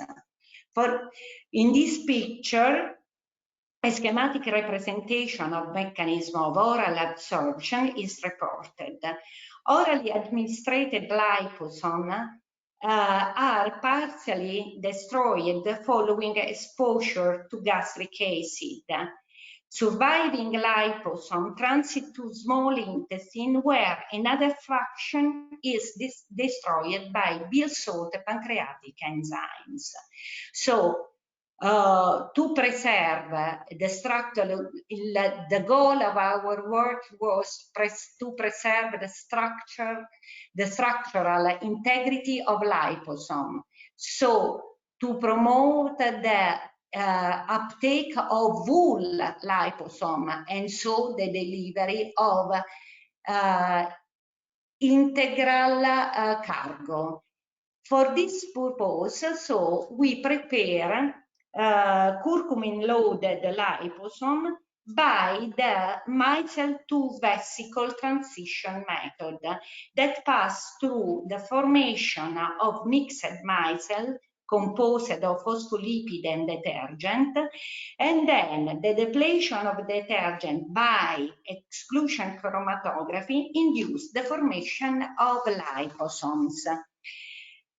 In the following table are reported the average size of the vesicle obtained, and it is possible to observe that at all curcumin concentration and so curcumin lipid ration studied, we obtained always vesicle with mean diameter below of 100 nanometer. So small vesicle that are suitable for oral delivery of bioactive molecules. Moreover, for particular specific curcumin lipid ration, we obtained an encapsulation efficiency very high, almost quantitative. In fact, we obtained and 98% of encapsulation efficiency. These systems were stable at different temperature, at least for 6 days, at both 4 and 25 degrees centigrade that were the temperature studied. In order to evaluate their potential as curcumin delivery system, we study also the release process of curcumin from these liposomes. We found that the release process of curcumin-loaded liposome was complete within 200 minutes, so by 3 hours. Moreover, as can be seen from the antioxidant measure reported in the last graphic, it is possible to observe that curcumin inside liposome keep the same antioxidant activity of free curcumin. So these systems seems to be promising for the oral delivery of curcumin. At this point, we decide to provide our liposomes with a shield that would protect them from gastric environment. Some polymers are suitable for this purpose, but we choose Eudragit S100, that is a copolymer of methyl acrylate, which allow for a pH-dependent release of active ingredient.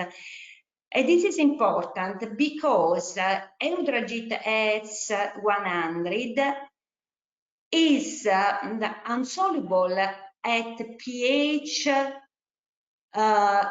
typical of the stomach, so low pH, but is soluble at pH higher than 7. There are typical pH of the colon.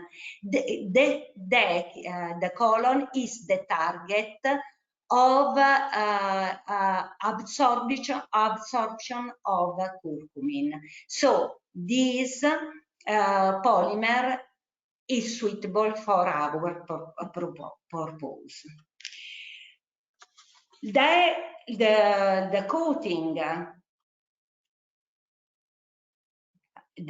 coating was provided by using the Eudragit coating was provided by using a pH drive and organic solvent-free process. Briefly, we added the liposome to the Eudragit alkaline solution and inject into the acidic solution. The polymer precipitation around the vesicle occurs. Coverage with Eudragit was confirmed by FTIR spectra and electron microscopy and transmission electron microscopy analysis. In fact, it is possible in the infrared spectra, it's possible to observe the CO peak in the Eudragit liposomes at both the characteristic wavelength of the polymer of only Eudragit and of only a liposome. So liposome confirming the effective liposome covering. Then imaging suggests that the polymer does not include the individual liposome, but rather a series of liposomes forming cluster of variable shape and site, as reported schematically in this picture. Before proceeding to cell-based experiment, the eudragid curcumin liposome samples were incubated at pH 7.5 in order to evaluate the behavior of the polymeric coating at this pH. TEM images obtained confirmed that eudragid layer was dissolved at this pH. Moreover, also the DLS measurement report that the diameter returned to the nanometric range, indicating the dissolution of the polymeric coating again. So we have a system that with a liposome inside the shell of eudragid at low pH, gastric pH, and liposome delivered by this system at pH typical of that of intestine. So we have the system that we were looking for. So preliminary, at this point, experiment was carried out to evaluate the effect of liposome loaded with curcumin on intestinal Caco cell 2, especially in terms of antioxidant activity. Preliminary tests have shown that the antioxidant properties of liposomes persist after the release of the vesicle from the polymeric shell. The value are almost similar to that of free curcumin. Moreover, all the system prepared are non-cytotoxic for Caco2 cells, so they are safe for our cells. At this step, uptake of liposome by Caco2 cell was studied. Liposome were then loaded with a fluorescence probe, and the system study was empty liposome, curcumin liposome, and eudragid curcumin liposome at pH after digestion at pH higher than 7. So at all conditions, the lack of difference between the main fluorescent intensity value obtained in absence or in presence of trypan blue, that when checked cellular fluorescence, show that all the systems are internalized in the Caco cell. So our system can reach and can be introduced in the Caco cell.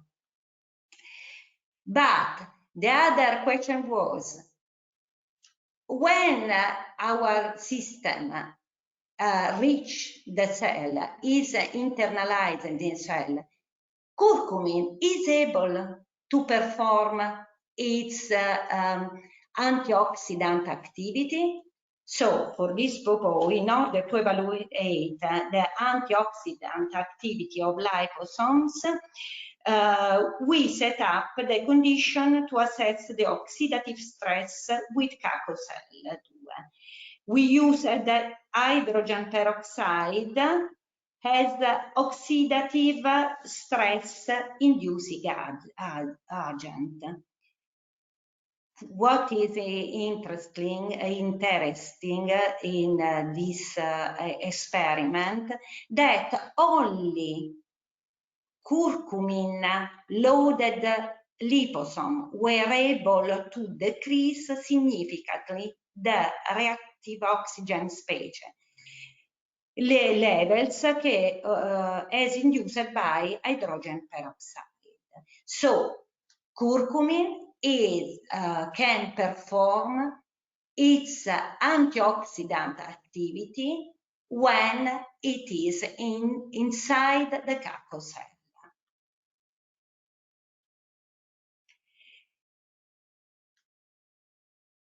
The Eudragit polymer, therefore, has been shown to protect vesicle from the gastric environment. However, to improve our system, we prepared liposome with a double polymeric shell, specifically with PEG, it is polyethylene glycol, and Eudragit S100. Why PEG? PEG on the surface of the liposome can stabilize sterically the vesicle, make them resistant to enzymatic and bile salt degradation, make vesicle invisible to the immune system, and mainly make liposome mucus penetrating. So, combining the characteristic of PEG and Eudragit, we hope to obtain a very, very stable and good nanocarriers for curcumin drug delivery. So, in this case, curcumin-loaded pegylated liposome were prepared with extrusion method. In this method, first multilamellar and polydispersive vesicle formed through the swelling of a phospholipid film, and then liposome are obtained by extrusion through a membrane with a defined porosity. In our case, the porosity was of 80 nanometers. To introduce PEG, we used a lipid with the head modified with PEG group during the preparation of liposome. Then we performed an in silico optimization of the encapsulation efficiency and loading capacity of the curcumin into pegylated liposome. So,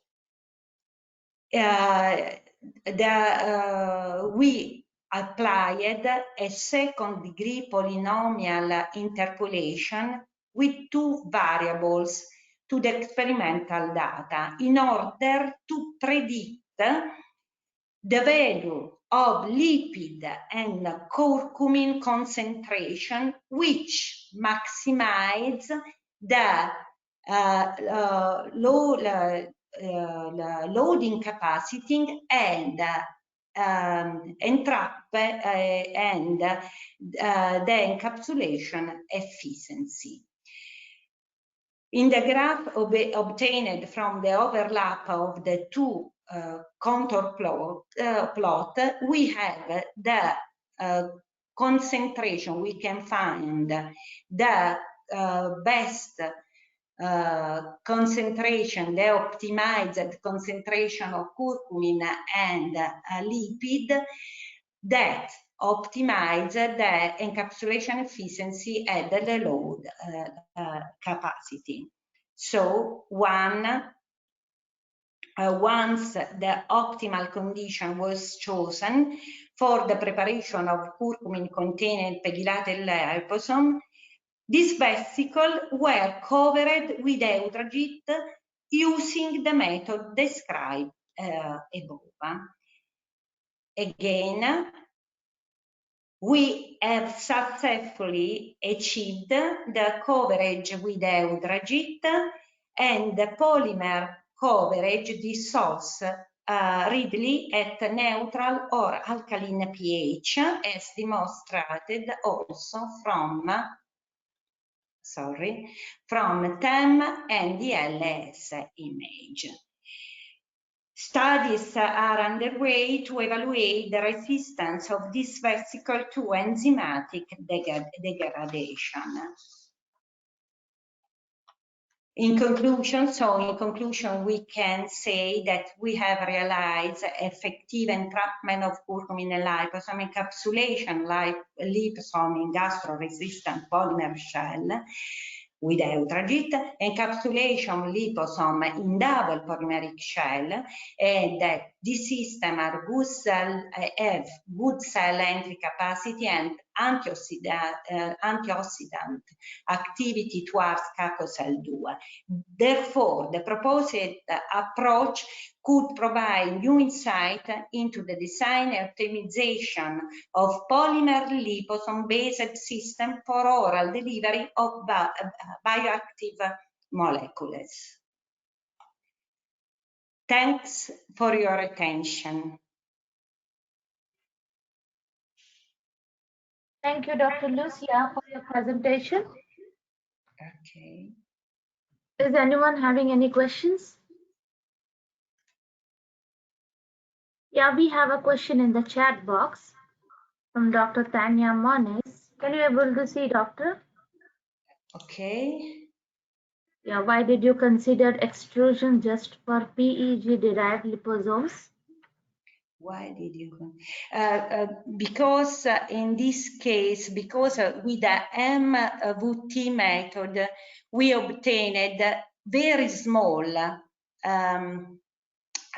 liposomes, also of 30 nanometers, and was quite difficult when you insert also to obtain good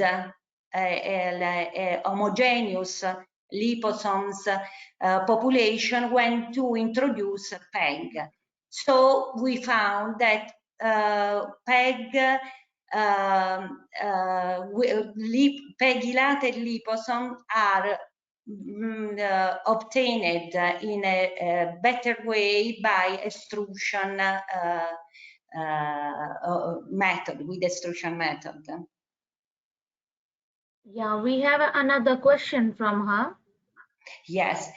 Do you think the sites can be relevant for? No, it's not relevant for this. The important is that the sites is lower than 100 nanometers, so there is no difference from 40 to 100 nanometer. It depends, sometimes it's more easy for perfect, so both will be useful. Yes, both will be useful. Okay. The important is the size is below 100 nanometers should be okay. So absolutely, we changed it just to obtain a better with PEGylated liposome. We found that it's better. We obtained a more monodispersed population when you use the extrusion method, just for this. Otherwise, also the MVT method should be okay.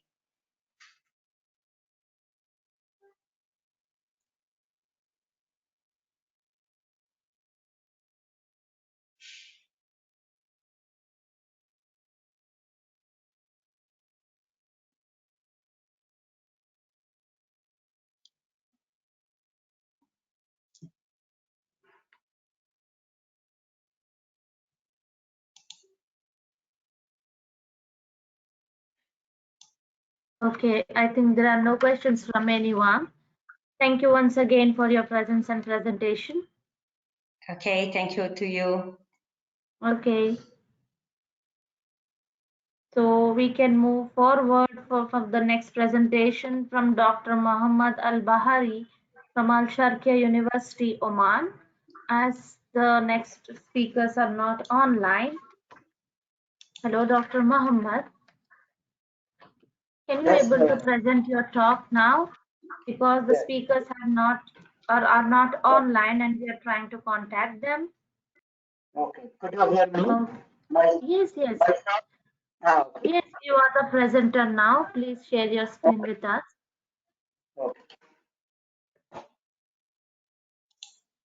Okay. Yes, your screen is visible. You can make it a full screen. Yeah.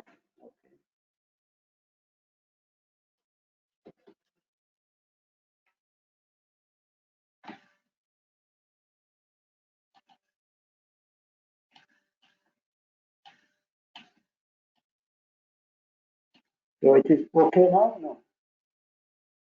Yeah, actually, we cannot able to see the full screen. We can only see the presentation. Yes, now it is okay. Perfect. You can continue with your talk. Okay.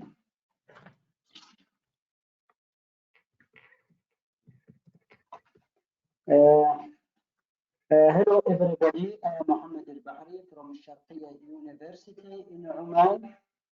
First of all, I would like to thank the conference organizer for giving me such an opportunity to share my research work on this fifth international webinar on nanotechnology and nanomaterials.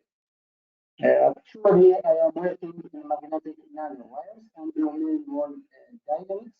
Thus, today I am going to talk about the controlling domain wall thermal stability switching in magnetic nanowires for storage memory nano devices.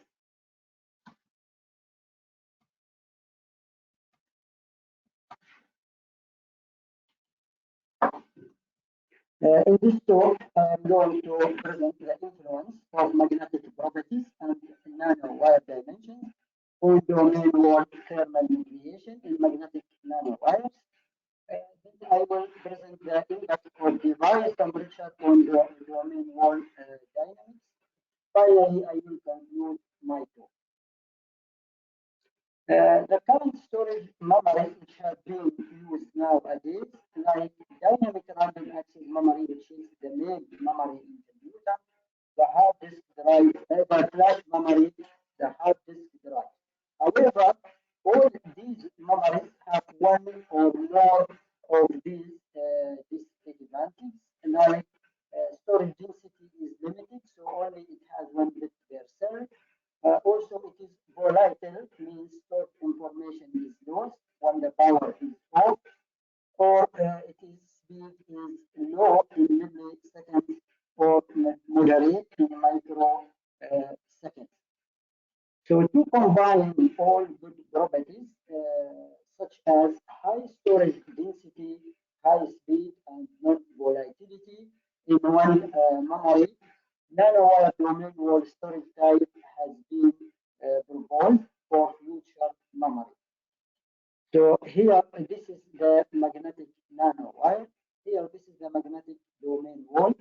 The magnetic domain wall is represented like a boundary between the two magnetic domains. Mainly, there are two types of the magnetic domain wall. Transfer domain wall, when the magnetization with the wall pointed in one direction. While when the magnetization is curving around the center or the core of the wall, we call it vortex domain wall. Here, the two magnetic domains have opposite magnetization. They are used to store the information. Thus, they are represented like 1 and 0 in the digital language. So the one crucial issue with domain wall memory is the random domain wall nucleation in magnetic nanowires due to the device temperature. And this random domain wall nucleation leads to lose the stored information in this memory. So how we can control the domain wall nucleation in magnetic nanowires based on thermal stability? Actually, for applications, the nanowire or the device is connected with nucleation bed. And this nucleation bed is used to nucleate the domain wall outside the device itself. And under a certain value of a magnetic field or current density, the domain wall is propagated inside the nanowire without any nucleation of the domain wall with the device itself. As I said, any nucleation for the domain wall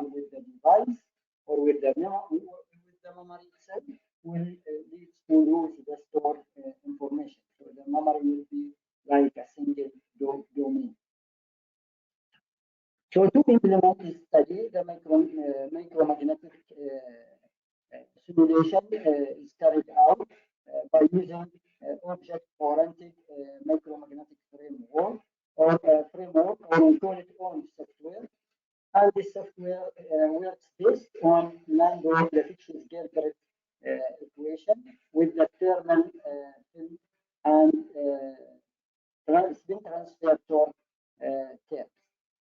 The relation between the thermal film and the device temperature is described by this equation, whereas the thermal film is directly proportional to the device temperature.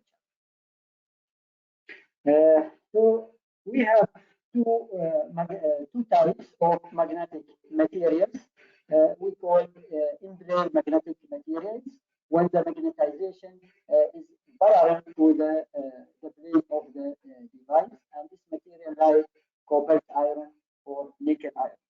While when the magnetization comes out of the plane of the device, we call it out of the plane magnetic materials or perpendicular magnetic materials, and these materials like cobalt iridium or cobalt nickel. In this study, we focus on in-plane magnetic material. So first, to investigate the nucleation of the domain wall based on the device temperature, we use the thin and narrow magnetic nanowires. So to implement this study, the dimension which have been used, it is length is 200 nanometers and it is width 40 nanometers, while it is thickness is 3 nanometers. So with this nanowire dimension, transfer domain wall is nucleated. So first here we investigate the effect of device temperature on spin fluctuation. So here we have nanowire under the device temperature of 0 Kelvin. So it seems that the magnetization completely oriented in the minus x direction. While when the device temperature is raised to 50 Kelvin, it seems that the magnetization starts to fluctuate. However, when the device temperature is raised to 300 Kelvin, which is the room temperature, it seems that the magnetization has more fluctuation. And based on this fluctuation, that the transfer domain wall is nucleated in this device. So we can control these thermal fluctuations either by developing the magnetic properties such as saturation magnetization and magnetic isotropic energy, or by manipulating nanowire dimensions like the width and the thickness of the nanowire. So here I present the results of the influence of saturation magnetization on domain wall creation temperature. So here we have a plot of domain wall creation temperature versus the saturation magnetization for 3 values of current density. So from this graph, it shows that the domain wall creation temperature increases almost linearly with the saturation magnetization, while it is decreases by increasing the current density. For more understanding of these results, here we plot the normalized magnetization as a function of time for 3 values of saturation magnetization under the device temperature of 300 Kelvin. It seems that there is no creation or nucleation of the domain wall in the nanowire with saturation magnetization value of 780 kiloampere over meter and 750 kiloampere over meter. While when this value is increased to 700 kilo ampere over meter, it seems that the domain wall is created or nucleated based on this device temperature, and it propagates to the end of the nanowire. Here also the results of the effect of magnetic isotopic energy on domain wall nucleation temperature. So here we have a plot of the domain wall creation temperature versus the magnetic isotopic energy for three values of the current density. From this graph, it is observed that the domain wall creation temperature increases exponentially with the magnetic isotopic energy. However, it is decreased by increasing the values of current density. To make this results clear, so here we plot the normalized magnetization versus time for three values of magnetic isotopic energy under the device temperature of 300 Kelvin. So here it seems that there is no nucleation of the domain of the magnetic domain wall in the nanowires with the magnetic isotopic energy of 0.4 and 0.3 times 10 power 5 joule over meter cube. While when this value is decreased to 0.1 times 10 power 5 joule over meter cube, it seems that the domain wall is created and it propagates to end of the nanowire. Also, in this study, we investigate the impact or the influence of the nanowire dimensions on the domain wall thermal stability. So here I present the results of the impact of the nanowire width on domain wall creation temperature. So here the plot of the domain wall creation temperature versus the current density for three values of the width of the nanowire. From this graph, it seems that the domain wall creation temperature decreases by increasing the current density and the nanowire width as well. So for make this results more clear, here we present the snapshot image of the domain wall nucleation in the magnetic nanowires with different widths under the device temperature of 250 Kelvin. It's seen only that the domain wall is nucleated under based on this device temperature value only in the nanowire with the width of 50 nano. This means that the domain wall loses its thermal stability by increasing the width of the nanowire. Here also we present the influence of nanowire thickness on domain wall creation temperature. So here we have a plot of domain wall creation temperature versus the current density for the three values of the nanowire. From this graph, it is noticed that the domain wall creation temperature decreases by increasing the current density, while it is increases by increasing the thickness of the nanowire. So to make this results more clear, here we plot the normalized magnetization versus time for three values of the thickness of the nanowire under the device temperature of 150 Kelvin. It seems that only the domain wall is nucleated in the nanowire with a thickness of 3 nanometers based on this device temperature, and it propagates to the end of the nanowire. Here also we investigate in this study the effect of device temperature on domain wall dynamics for motion. So here we have a plot of the domain wall creation, of the domain wall velocity versus the current density of with three different values, or for the three different values of the device temperature. So from this graph, it's seen that the domain wall velocity increases by increasing the current density and the device temperature as well. Or to make this result to be more clear, or for more understanding of this result, so here we present the snapshot image for the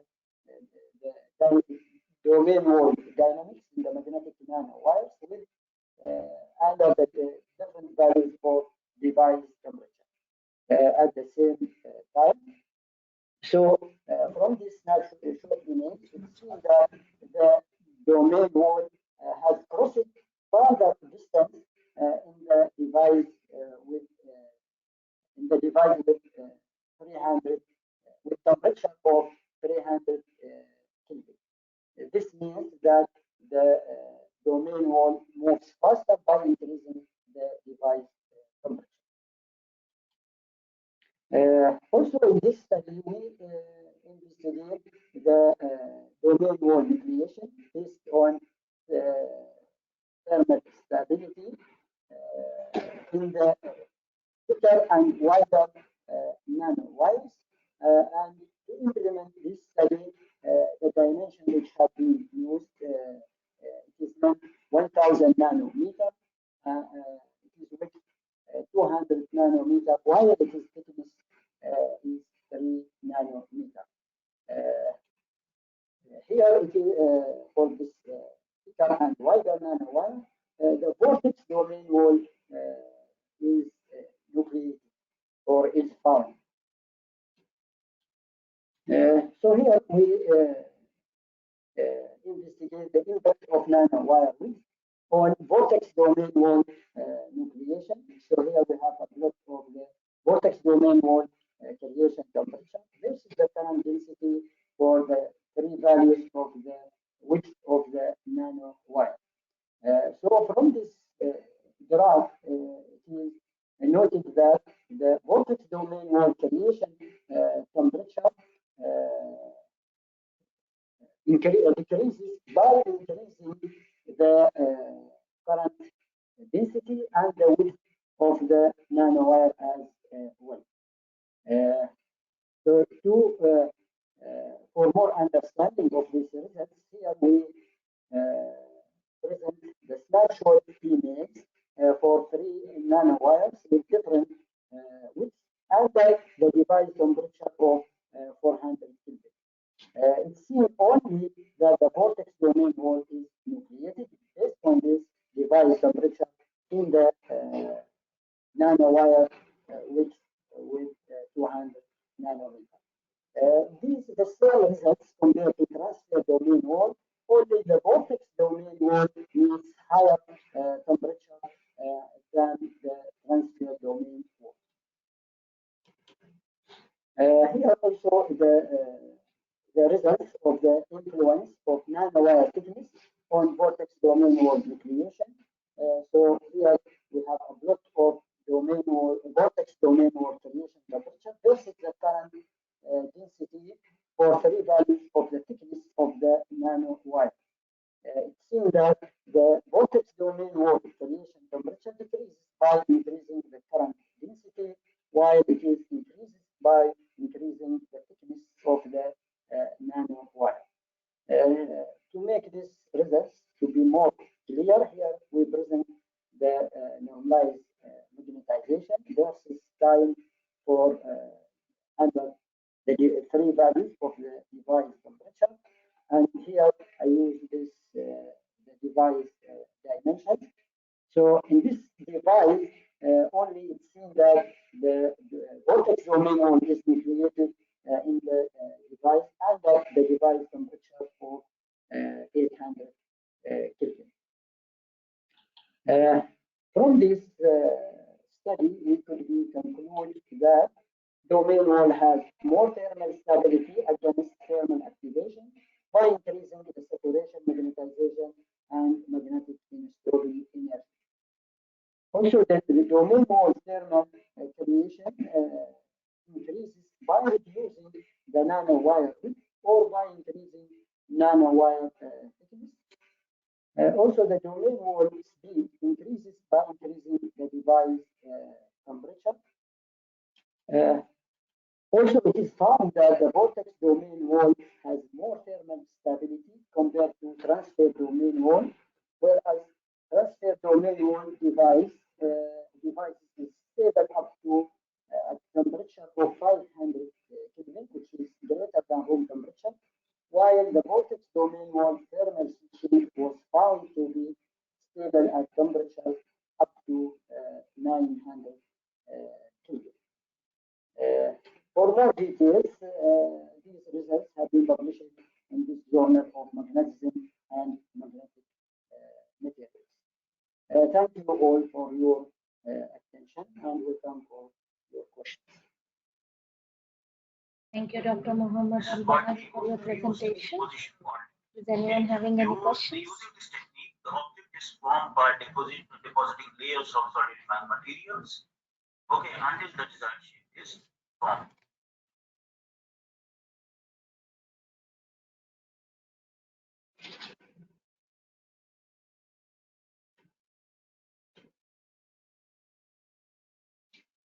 Okay, no questions from anyone. Thank you once again for the present presentation. Okay, welcome. Thank you. Thank you very much. The next presenter is Dr. Zimar Zingang Shantale from University of Glimmer, Cameroon. Hello, doctor. Are you ready with your presentation? Now, what are some advantages? That is what I was discussing in the introduction. I'm sorry, you are in a muted, so we cannot able to hear you. How are we going to realize this technology in healthcare? Your voice is still not audible. Okay, what are the merits of this technology? The first one is what customizing the drug delivery. Please check. You cannot. All the Yes, novel now please PowerPoint. Yes, now it's audible. I'm going to make you the presenter. Developing them inside the layer is much easier. Yes, you are the presenter now. Please share your screen with us.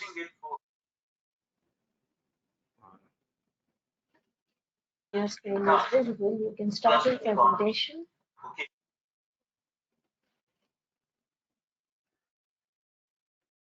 Hello?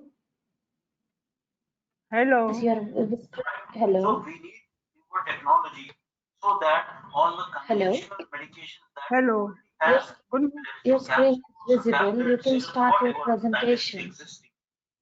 Okay, thank you. Thank you. Okay, so that. Hello, hello. Hello.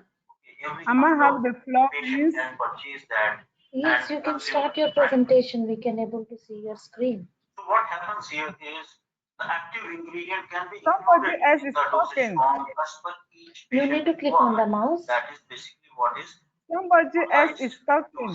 Regimen, right? Oh, can you please click on right side arrow in the keyboard? I'm hearing another voice. Can you hear me, please?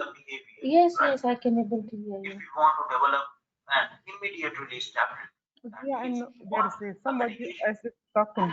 Stop with the voice. We can able to hear you, doctor.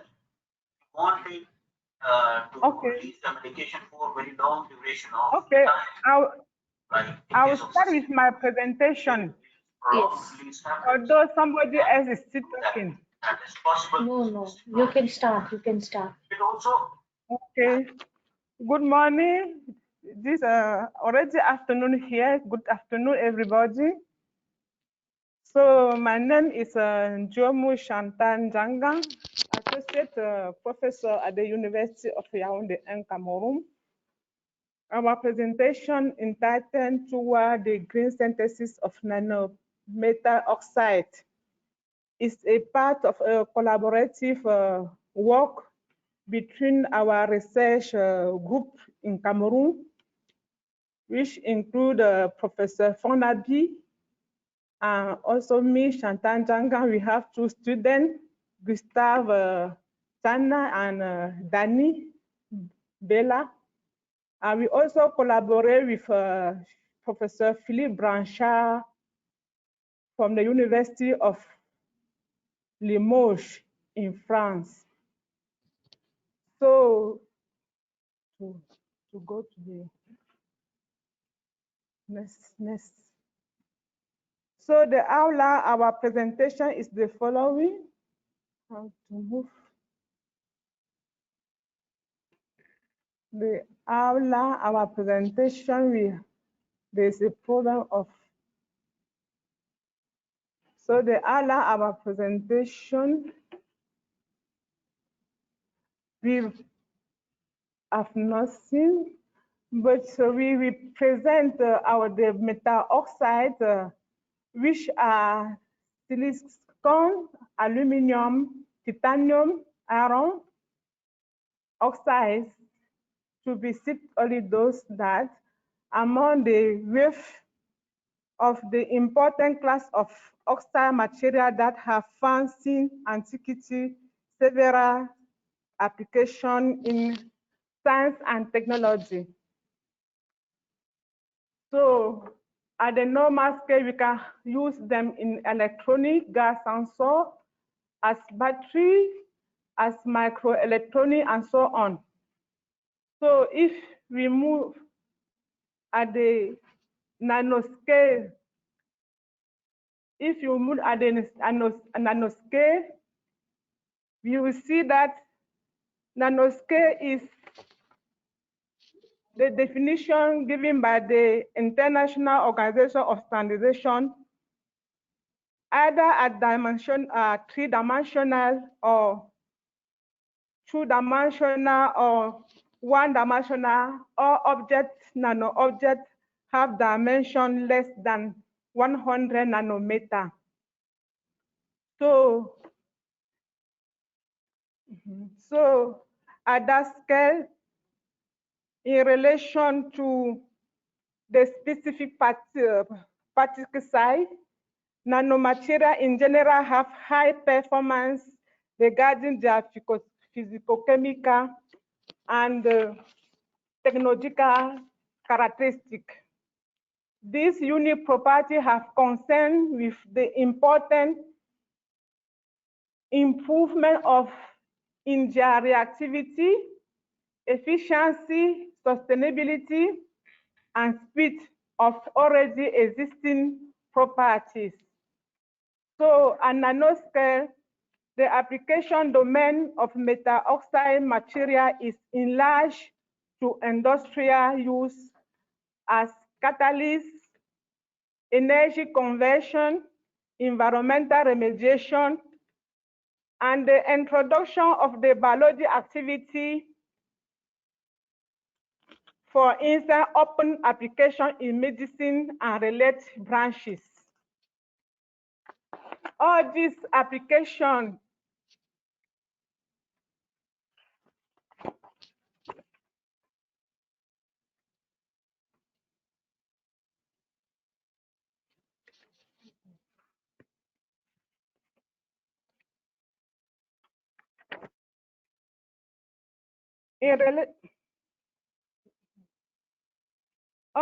applications of metal oxides are active by select during the synthesis, which help to select by monitoring parameters to have a select surface structure, phase, shape, and size that bring us to the set of design property.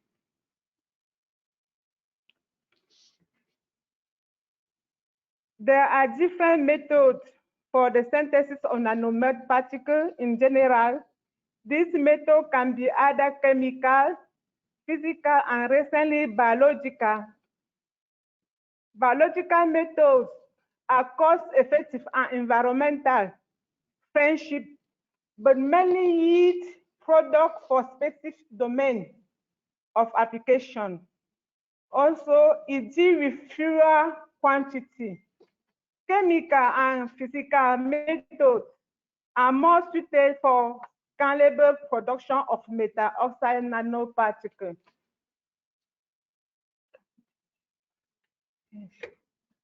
Nevertheless, these methods are somewhat non efficient since they are precursor. Sorry, I'm having problem to change.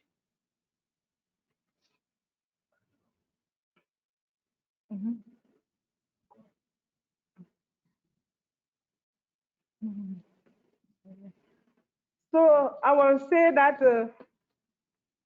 we have the other methods like physical and chemical methods.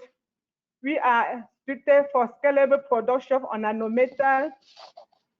Although these methods are somewhat not eco-friendly since they use precursor capping, radiation, and oxidation agents, which are potential hazardous and highly toxic chemicals that pollute the environment. So typically, precursor use are industrial compounds as tetramethyl orthosilicate, tetraethyl orthosilicate, or we also have aluminum chloride, aluminum sulfate. All those are potential hazards. As alternative, we have agro waste that use waste from rice. We also have some plants, algae, fungus, and so on.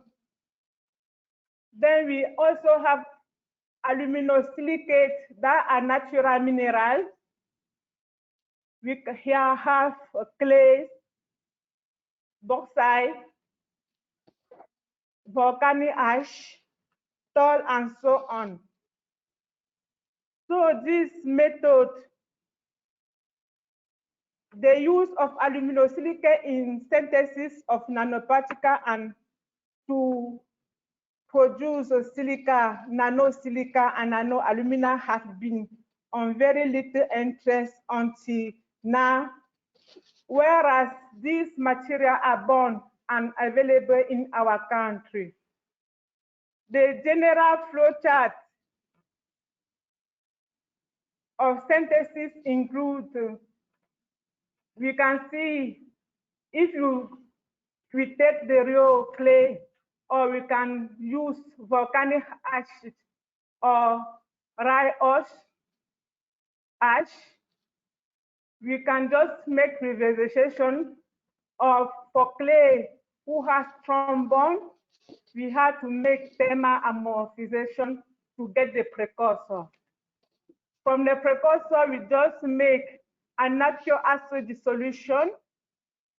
After lithiation, we got in one side a residue. The residue is rich in silica, so we can make actual strong base, strong alkaline solution to dissolve, to precipitate silicate solution in the solution. With this silicate, we just have to make hydrolyzation and polymerization in acid major with a solvent like ethanol, and we then precipitate nanosilica. In other hand, we can use the filtrate to precipitate in actual weak acid associated with this saccharide mixture to have a precipitate of aluminum hydroxide. That aluminum hydroxide can be washed inside hexane and room temperature. And after we get a black solid, which calcinated at 900 degrees Celsius to get nano alumina.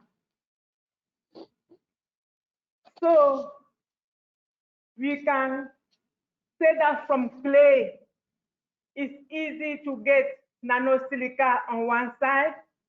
In other side, we can get nano alumina. The nano alumina and nanosilica we got were characterized. We have 10 images who give us a large spherical shape for silica. For alumina, we have granule images. We also have this RG pattern which show amorphous halo for the silica. Almost the same thing with alumina nanoparticle pattern. So in summary, particle size material silica we got starting from 30 nanometer. They have PET surface area of more than 600 meters square per gram. Then in the case of alumina, we've got gamma alumina granules with DHT surface area of more than 400 meters square per gram.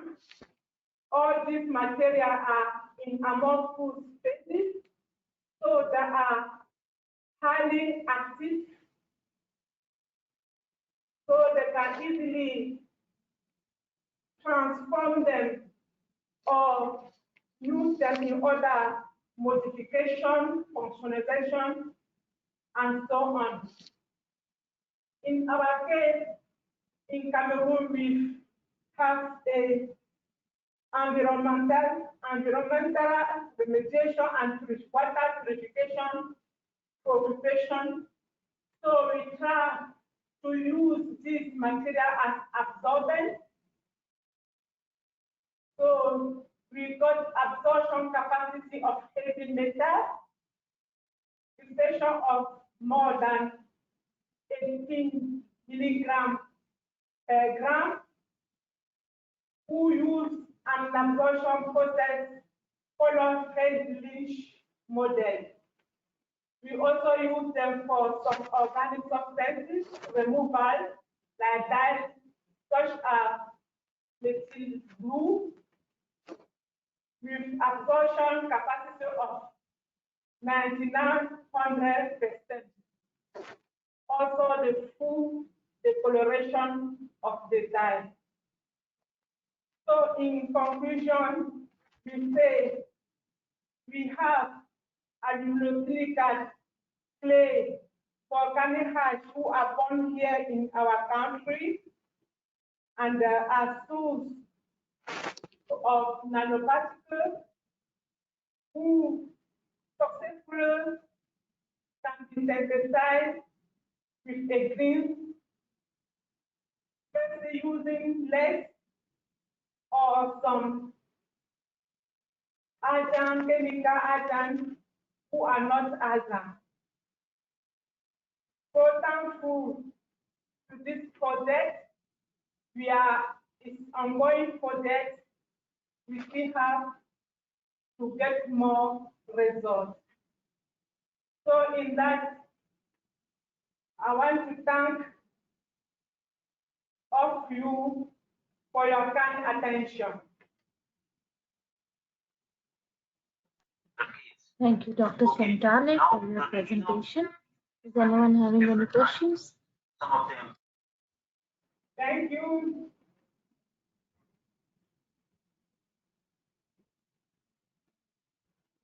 Abel.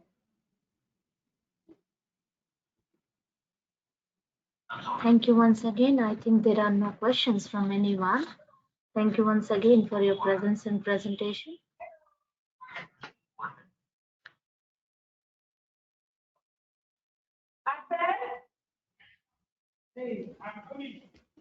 I said, Table that shows exactly some. Okay, so we will take a lunch break now for half an hour. We'll be back at 13:30. Hello. Hello? How we can convert the existing dosage forms Hello? that are already there, the tablets Hello. and capsules. Okay, this is Yes, what am I'm I getting audible to you. you?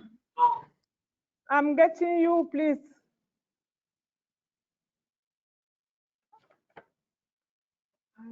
Hello? Am I audible to you? Yes. Yes, thank you for your presentation.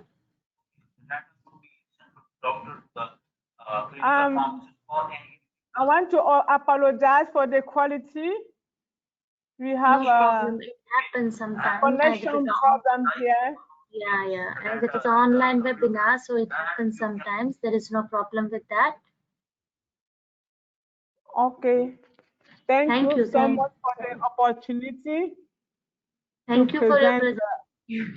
Also because yes, we will be able to Okay, thank you so much for the opportunity.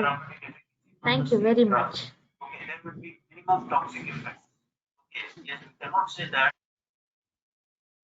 Okay, we will take a lunch break now for half an hour. After that, we will continue with our sessions and we'll be back at 13:30. This is all Thank you. Please stay we have connected. achieved now, and this is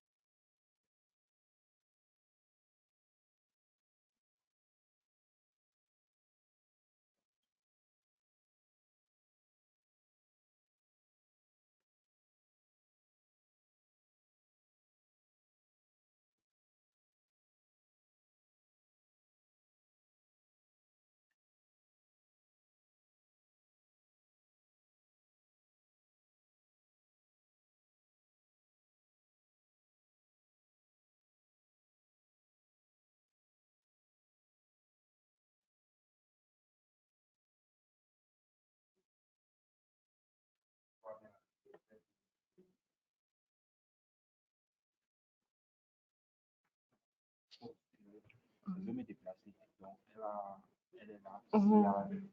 Ok, papa, ça va même finir dans bientôt. Donc, je vais leur demander. Ils ont te poser des questions. Ils ont fini. Ils ont Vous savez qu'on peut arrêter le partage d'écran. Ah, ce sont eux qui vont arrêter, non? Ou bien c'est On moi? peut d'abord fermer ça ici. Ah, d'accord.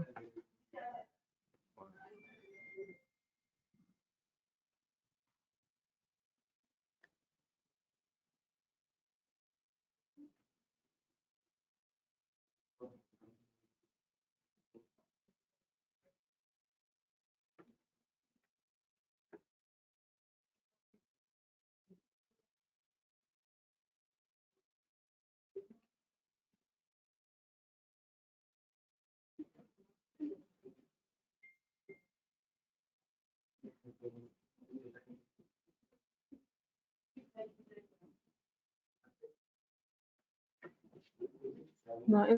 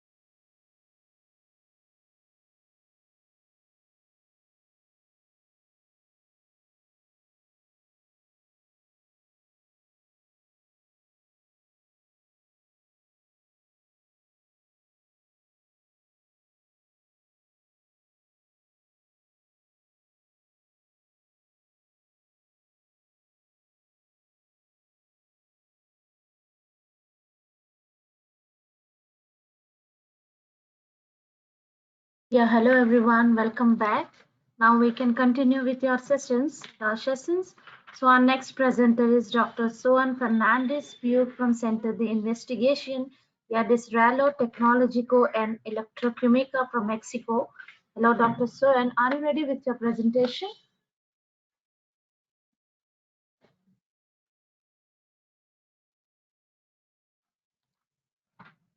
Hello.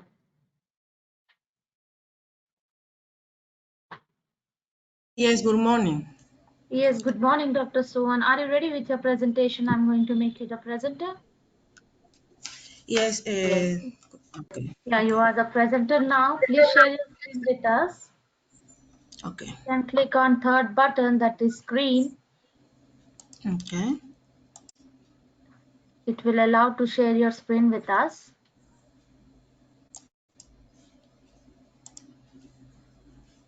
Yes, perfect. Now it is visible. You can make it a full screen. And what are the options you are seeing? You are available on your screen. It is not visible to us. Okay. Yes, so no need to worry. You can click on full screen and start your presentation. You can see my screen? Yes, I can able to see your screen. Okay. Yes, perfect. You can continue with your presentation. Okay. Well, good morning, everybody. My work is about the determination of circulates with a potentiometric or solid state miniaturized electrode. Okay. Cancer is the first cause of death worldwide. According to the World Cancer Report, 19 million cases are detected annually, causes 9 million of deaths. Breast cancer causes the highest number of deaths, followed by prostate cancer. Consider this: here in Mexico, prostate cancer is the second cause of death. One or each 7 men around 35 years have cancer in this country. Cause around sorry.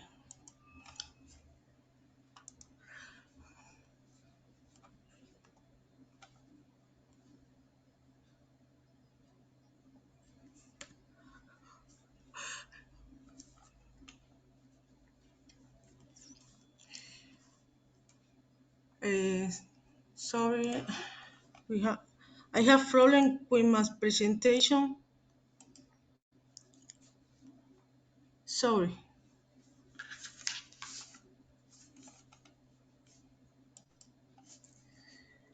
Sorry, I have problem with my presentation.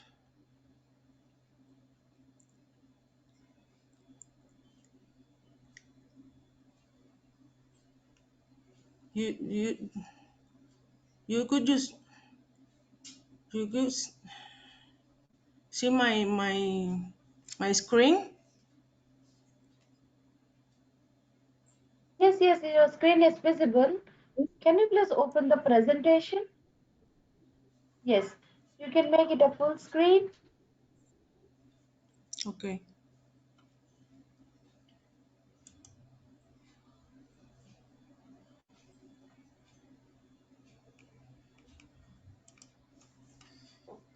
Okay. Yes, Okay. Did you see my presentation? yes, perfect. Okay. I see. Here in Mexico, prostate cancer is the second cause of death. One of each men around 65 years old can be cancer in this country. Okay. Actually, the test for detect prostate cancer is the digital rectal analysis or the test of a prostatic specific antigen. But other malignancies like hyperplasia, inflammation, or prostate cancer can cause the elevation of this level or the inflammation in this part of the man. Because of that, we have we try to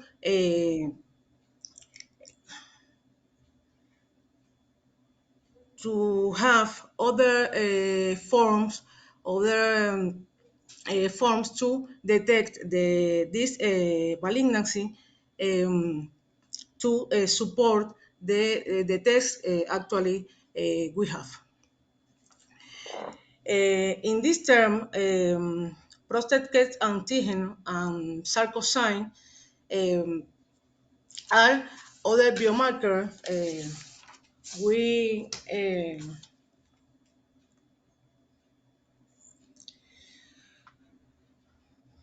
we found to increase the heat concentration when during the progression of prostate cancer.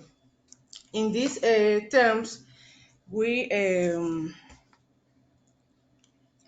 we are development we have found a new minimally invasive technique for the detection of prostate cancer in early stage. Well, what is the conventional techniques to detect biomarkers for prostate cancer?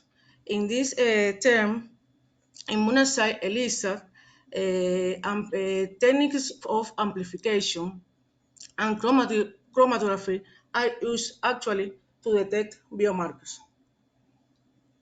But these techniques have complex steps of sample processing, have large teams, they need qualified staff, or the techniques are not specific to detect prostate cancer. In this work, we propose an alternative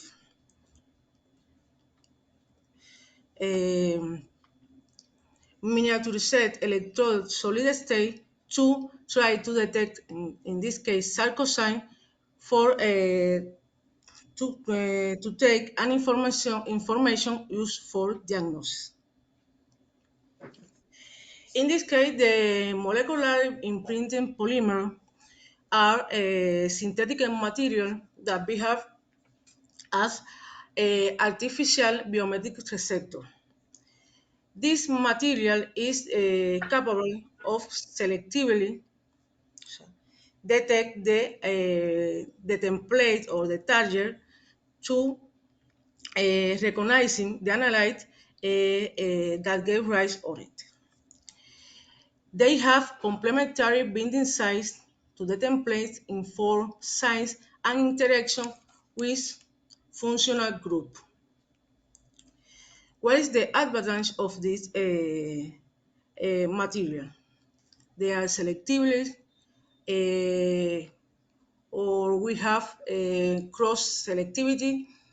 They can be obtained in different forms that block, microspheres, and they are reusable. This work proposed the development of a miniaturized potentiometer or solid state sensor with a membrane of polyvinyl chloride for the recognition of sarcosine. The sarcosine sensor is based on nanoporous molecularly imprinting polymers.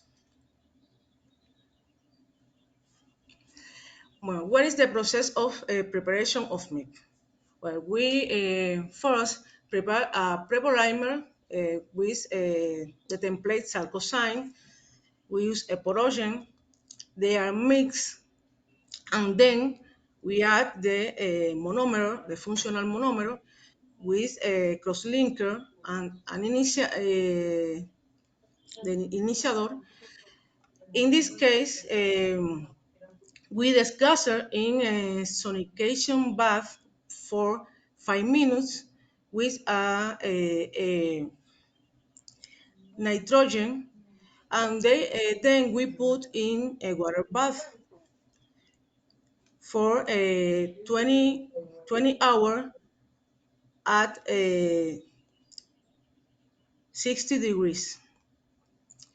Then we obtain a block that we grind and sieve, and then we wash this material with a mix of methanol and acetic acid.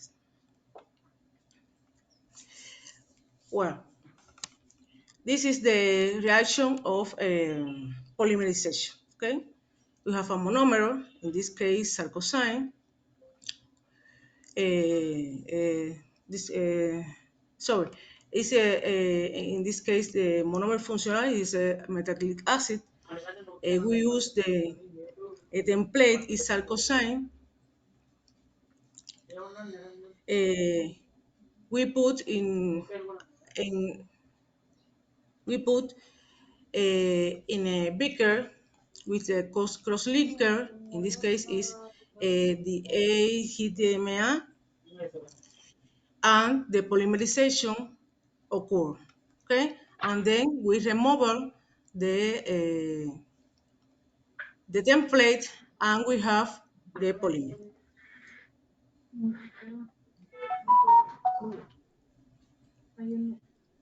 Okay, then we have the physical chemical characterization by scanning electron microscopy. Okay, in this case we obtain a material who have aggregates with large surface area.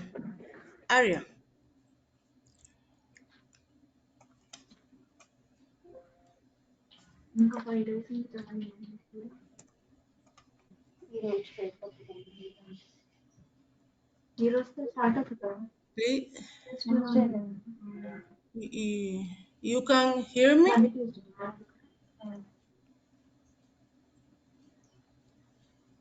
You can hear me?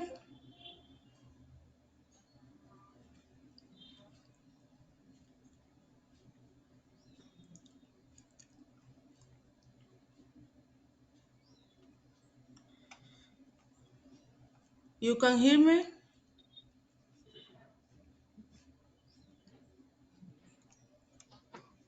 Okay. Okay.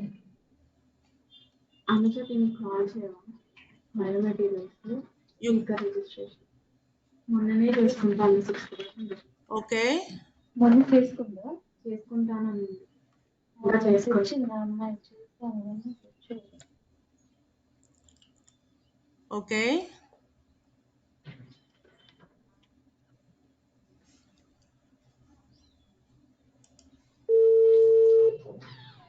You can hear me? Yes. Hello.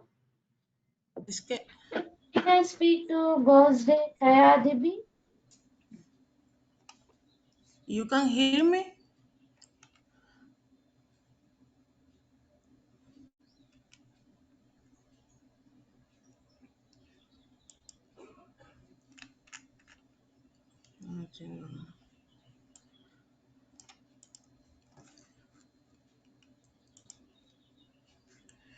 Okay. The material is the material we obtain. We have we have the characterization by scanning electron microscopy, and we have aggregates with a large surface area. Then we do the superficial characterization by Brueggemann and Emmett-Teller, but and we obtain a surface area around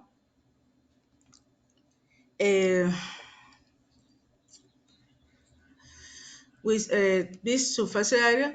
In this case, we obtain a blank with a nib and the MIP with this characteristic. Then we proceed to development of potentiometric sensor. And first, in the first step, we compute the electrode body. In this case, the electrode body construction was in this step. In the first place,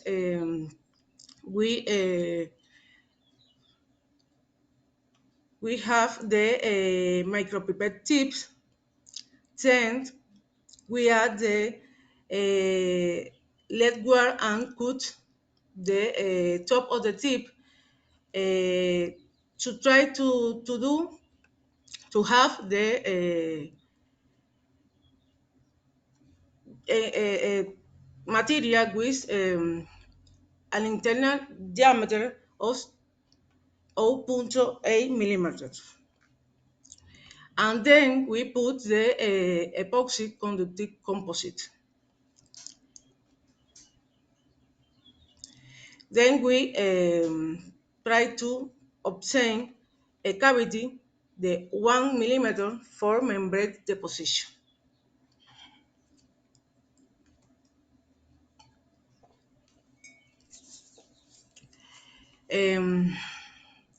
In the first place, for the construction of the electrode body, we do the composite preparation. These composites have a certain composition. Graphite, 55% araldite, epoxy araldite, 32%, and hardener, 13%. The components are mixed, and the resin was deposited by capillarity at the tip of the electrode. Obtain 90 electron and dry the resin at 48 degrees for 12 hours. Then the electrode resistance are measured, like we see in the diapositive.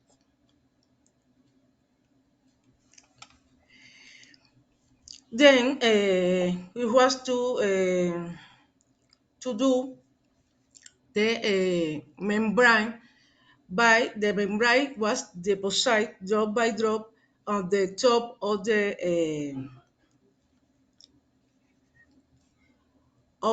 electrodes. The membrane was formed by the polymers, the material we obtained before, the plasticide, in this case, el polymer chloride, the mediating solvent, 2-nitrophenyl octyl ether, and the solvent tetrahydrofuran. This mix is homogenized and dispersed in a bath. Then we deposit the membranes drop by drop, and then we activate the sarcosine. This is the membrane obtained. We put the electrode selective to sarcosine in a cell with the sarcosine solution to try to measure the sarcosine. In this case, we have to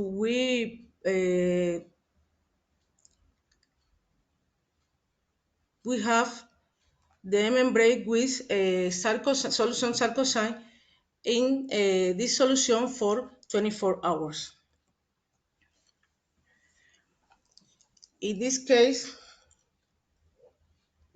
we do the analytical characterization of the electrode.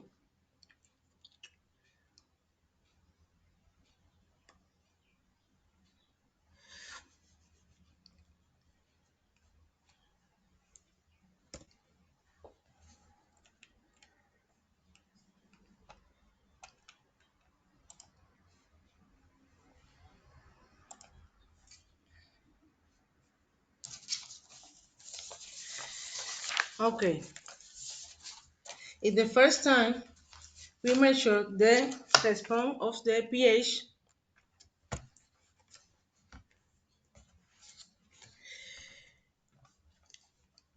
and we measure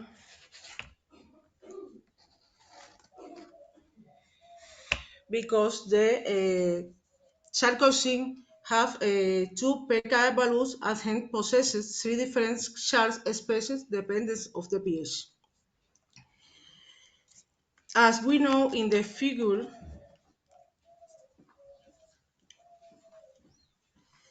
in the sensor, the potential increase as pH tier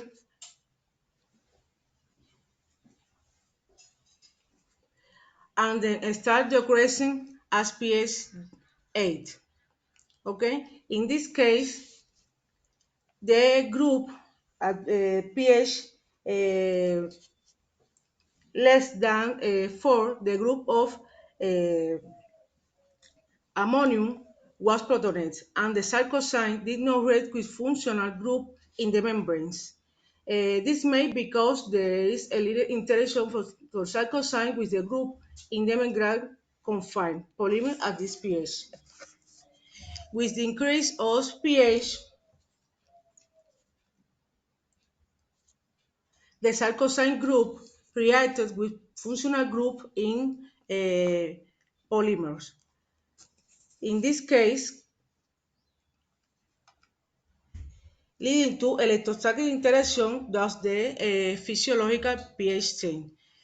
In this case, pH 7 is optimum for all the future studies. In the case of the time of response, we found that 30 seconds is the time of response of our sensors.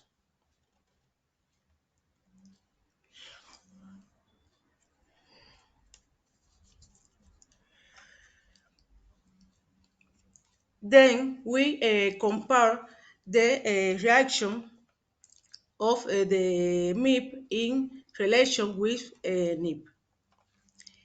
In this case, as can we see in the graphic,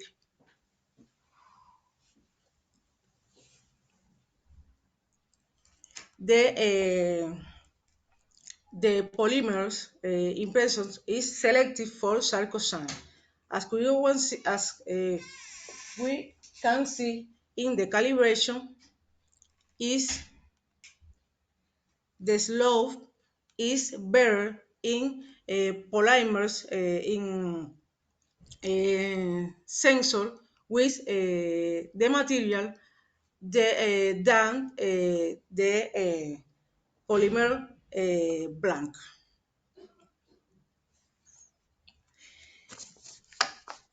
Finally, we do the we weekly calibration the sensor, and we found that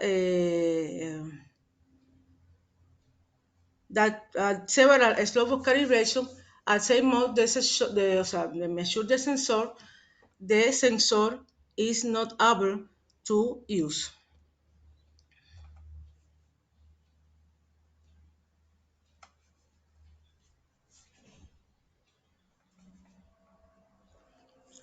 And finally, we put the sensor and apply to different concentration on sarcosine, and compare with the circumstance concentration in urine, and we found the sensor is able to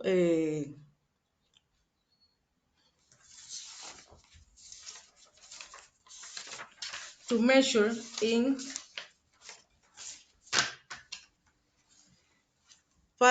patient with prostate cancer. For conclusion, in this work, we describe the development of a MIP for the recognition of sarcosine as a biomarker of prostate cancer. The sensor has the potential to be used in the determination of sarcosine in control sample and later in patients with this condition. The development sensor was able to detect low sarcosine concentration around this number. Thanks for your attention. Thank you, Dr. Sohan, for your presentation. Is anyone having any questions?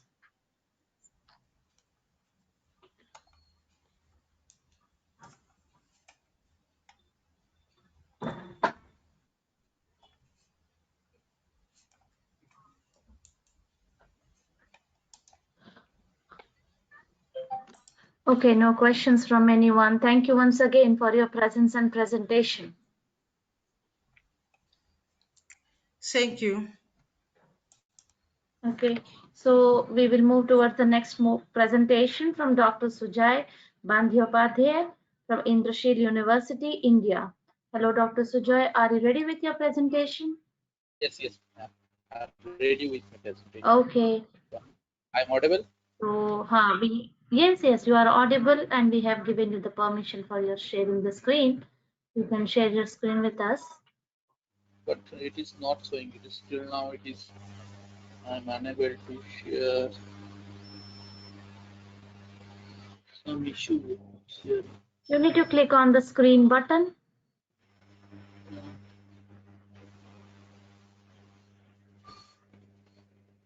Somehow it was on.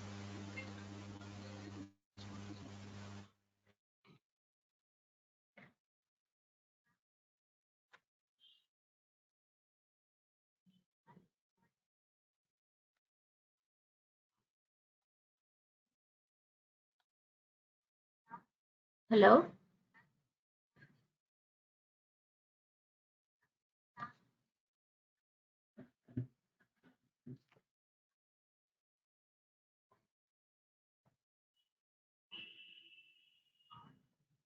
Yeah, hello, Dr. Sujay.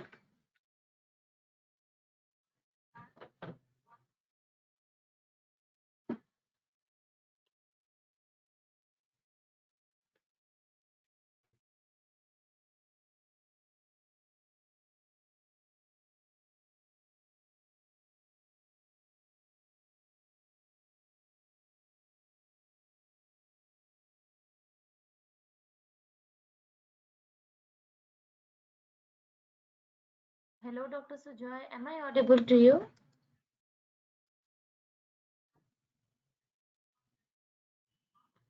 Hello. Hello. Yes, I'm audible now. Yes, you are audible. I'm making you the presenter. Please share your screen with us.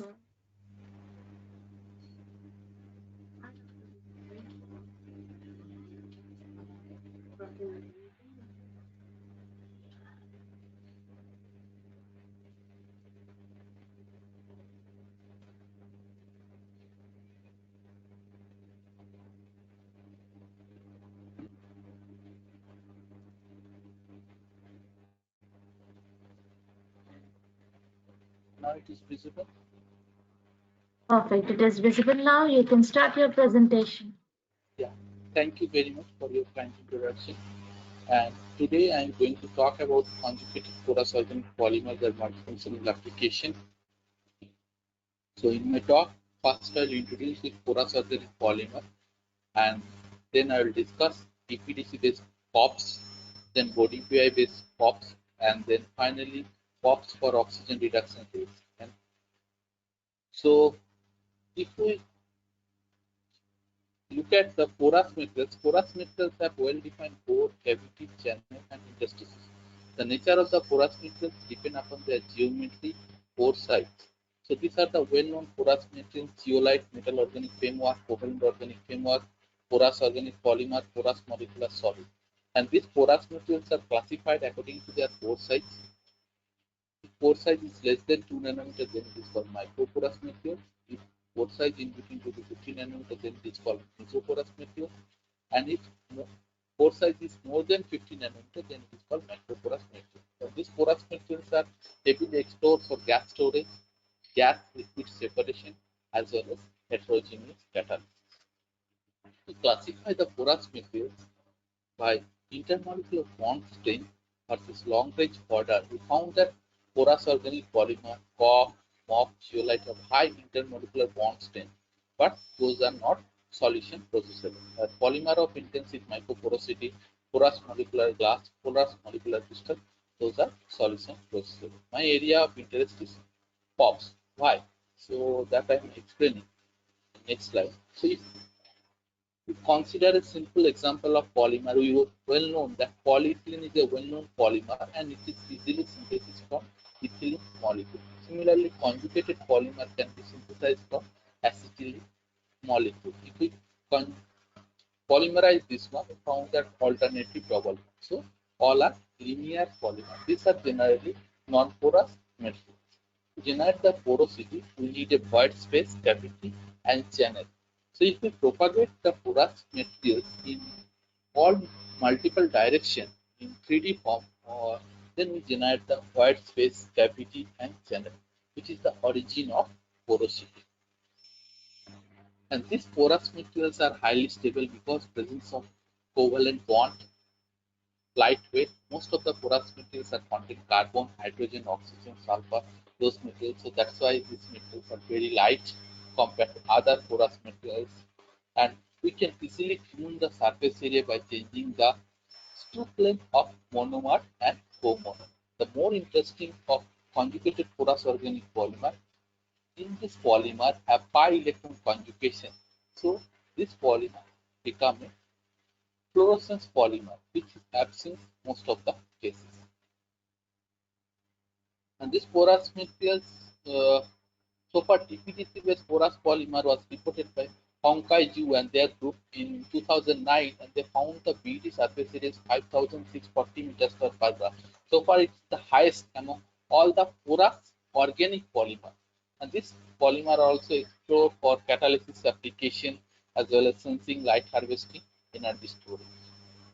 But one of the most challenging in this field is that the solution processability, because due to high cross-link, these materials have become not solution processable. So that is my objective, and tuning the porosity as well as surface area and conducting porous organic polymer and multi-component forms. So these are my objective using conjugated porous organic polymer. To obtain my first goal, I prepare synthesize this monomer, and this monomer was synthesis from, this is just from cyclopentadiene, here keto group is present. I have done the reduction reaction and I got the TPCP, and then I have done the alkylation where I got the alkylated TPCP. After bromination, I got our desired monomer. If you look at the structure of this monomer, that PPDC, it's a propeller kind of geometry. It can propagate in multiple directions, but due to presence of this alkyl chain, it is inefficient the packing, and which is the origin of solution possibility. That's what I expected. And I use another co-monomer, that is diphenyl benzene, and using palladium catalysis, using palladium PPC whole for copper iodide and isopropylamine in toluene solvent. I continue the reaction for 48 hours. I found that solid polymer due to high cross-link. These are not soluble in common organic solvent. But when I tune the catalyst, that when you use the palladium 2, copper iodide and isopropylamine, with the 12 hours we got the solution processable polymer, and this polymer was characterized by FTIR, NMR, GPC, FESEM, and we check the thermal stability by TG. And we also prepare the aqueous dispersion nanoparticle by mini emulsion technique.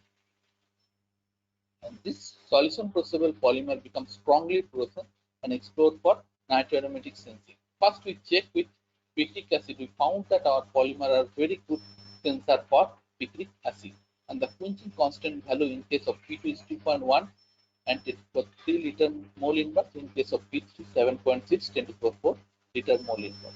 No change in lifetime with increasing the concentration of quencher. So this indicating that static quenching is happening. Then we explore almost 30 different nitroaromatic compounds. Out of that, we found that aniline moiety was more sensitive compared to picric acid. Because that we have explored, because this is the picric acid quenching constant, and all the aniline moiety was very much more efficient compared to picric acid, because we found that by computational analysis that NH pi interaction at hydrogen bonding and NH pi interaction is much more compared to OH pi interaction. So that's why in case of nitrogen moiety we found that more quenching efficiency, and this work we have published in JMC, Journal of Material Chemistry journal. So in this work we synthesize the TPDC based porous organic polymer, solid, solution and nanoparticle in 3 different forms, and we explored the solid polymer for gas absorption study and solution processable polymer for nitroaromatic sensing. Then we have also synthesized TPDC based TPE polymer and as well as benzothiazole polymer. We have tuned the surface area from, in case of P2 we obtained 39 meters square per gram. In case of TPDC TPE 160 meters square per gram. When we use this score, that we found the BET surface area 610 meters square per gram. As well as fluorescence also changed from blue, green, then yellow fluorescence because of tuning the band gap of the conjugated polymer. Then we have planned to use a body PI based code for synthesis of polymer, and body PI is a well-known fluorophore, and this fluorophore was heavily explored for photosensitizer, cell imaging, sensing, and there are several reports on conjugated body PI based polymer. But when we start our work, there is no report on conjugated porous organic polymer. So we have synthesized 3 different monomer. That is M1 is N-octyl body PI, M2 is 4 tertiary butyl phenyl group, and M3 is R only phenyl group. And we use another co-monomer that is triphenyl benzene. But though here alkyl group is present, but we tune the catalyst percentage as well as type, we never obtain a solution processable polymer. All the time we obtain a solid polymer due to high degree of polymerization. This solid polymer was characterized thoroughly by solid state 13 CNMR, FTIR, thermogravimetric analysis, and we have checked our polymer are amorphous in nature through EXRD. Then we have checked the BET surface area. In case of first case BDT1A, we obtained the BET surface area 73 meters square per gram, and we found that this material is a mesoporous material. In case of BDT1B, with changing the catalyst due to high degree of polymerization, the surface area is 322 meters square per gram. And in case of BDT2, the surface area is 571 meters square per gram, and it's a microporous material. And in case of BDT3, the surface area is 1010 meters per gram, and it's a ultra microporous material. Due to high surface area and small pore size, we explored for other gas absorption like carbon dioxide, methane, and hydrogen, and we found that BDT3 is showing very high carbon dioxide uptake. Then we have explored this polymer for photocatalysis application for oxidation of thioanisole. We have checked the control experiment. We found that all the polymer are showing, though we didn't find any correlation, all the polymer are showing more than 90% of conversion because of singlet oxygen generation. We have confirmed through EPR analysis, and this is what we have published in this journal. And then we have synthesized using this core, and we have changed our co-monomer, and we have done the Suzuki polymer condensation, that time we obtain our solution processable polymer. If you look at that, this is a solution processable polymer which is soluble in common organic solvent. And this polymer was characterized by proton NMR FTIR as well as GPC. And this polymer, solution processable polymer, was explored for photocatalysis application, that oxidation of this compound, and we have checked also control experiment. We found that our polymer are very good materials for sensing. The advantage of solution processable polymer, we have paint the thin film, and using this thin film, we have deep coated method. We can utilize the catalysis. Means that is the advantage of solution processable polymer, and we can reuse this polymer again and again. 2-3 times we have reused this polymer, this thin film. Then POPs based electrocatalysis, we have designed another core, this 2,3-bis 4-bromophenyl pyrido 3,4 pyrazine, and we use another co-monomer 1,3,5 triphenyl benzene.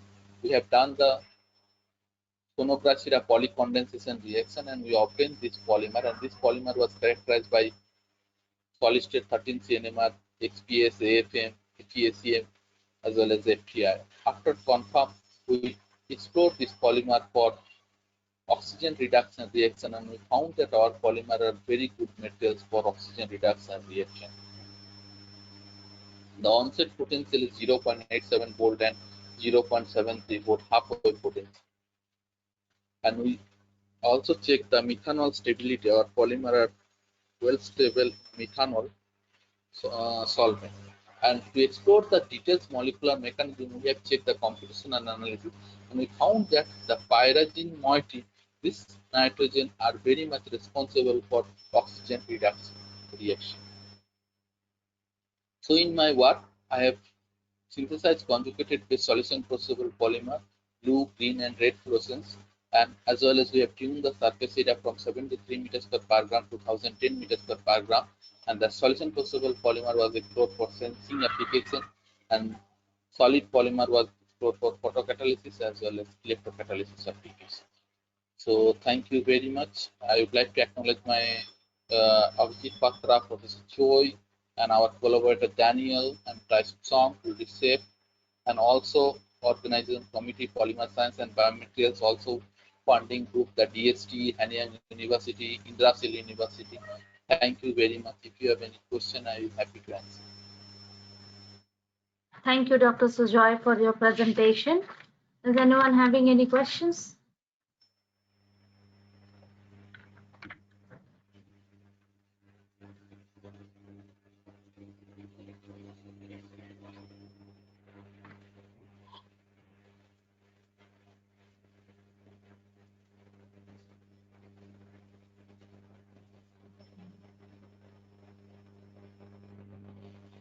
Okay, no questions from anyone. Thank you once again for your presence and presentation. Thank you. Okay, so we have a presentation from Dr. Leila M. Montesser from Egypt. Actually, she cannot able to attend the conference, so she sent us the PPT to us. So I will share the screen, and there will be no explanation from that, but I can able to share you the PPT.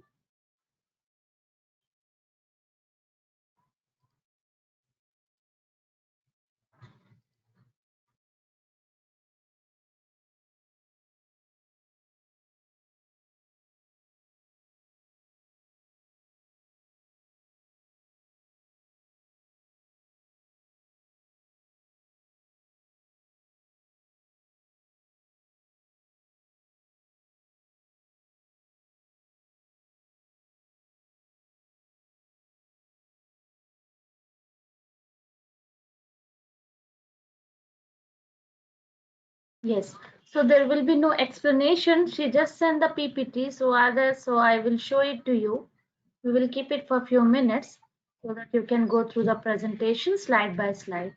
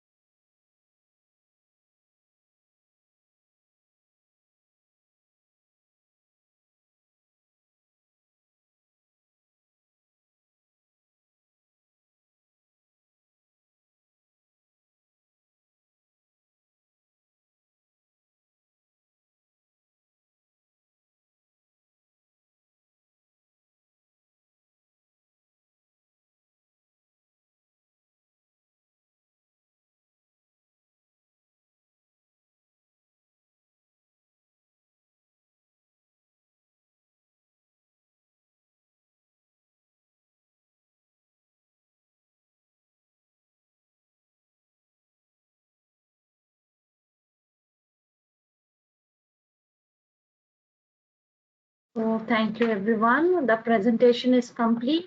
We are sorry that there is no sound in this presentation, as at the last moment Dr. Laila has informed us that she cannot able to attend today's webinar due to some emergency, which is she just sent the presentation PPT to play on her behalf. So we have done that. By this, we came to end of our day 2 webinar.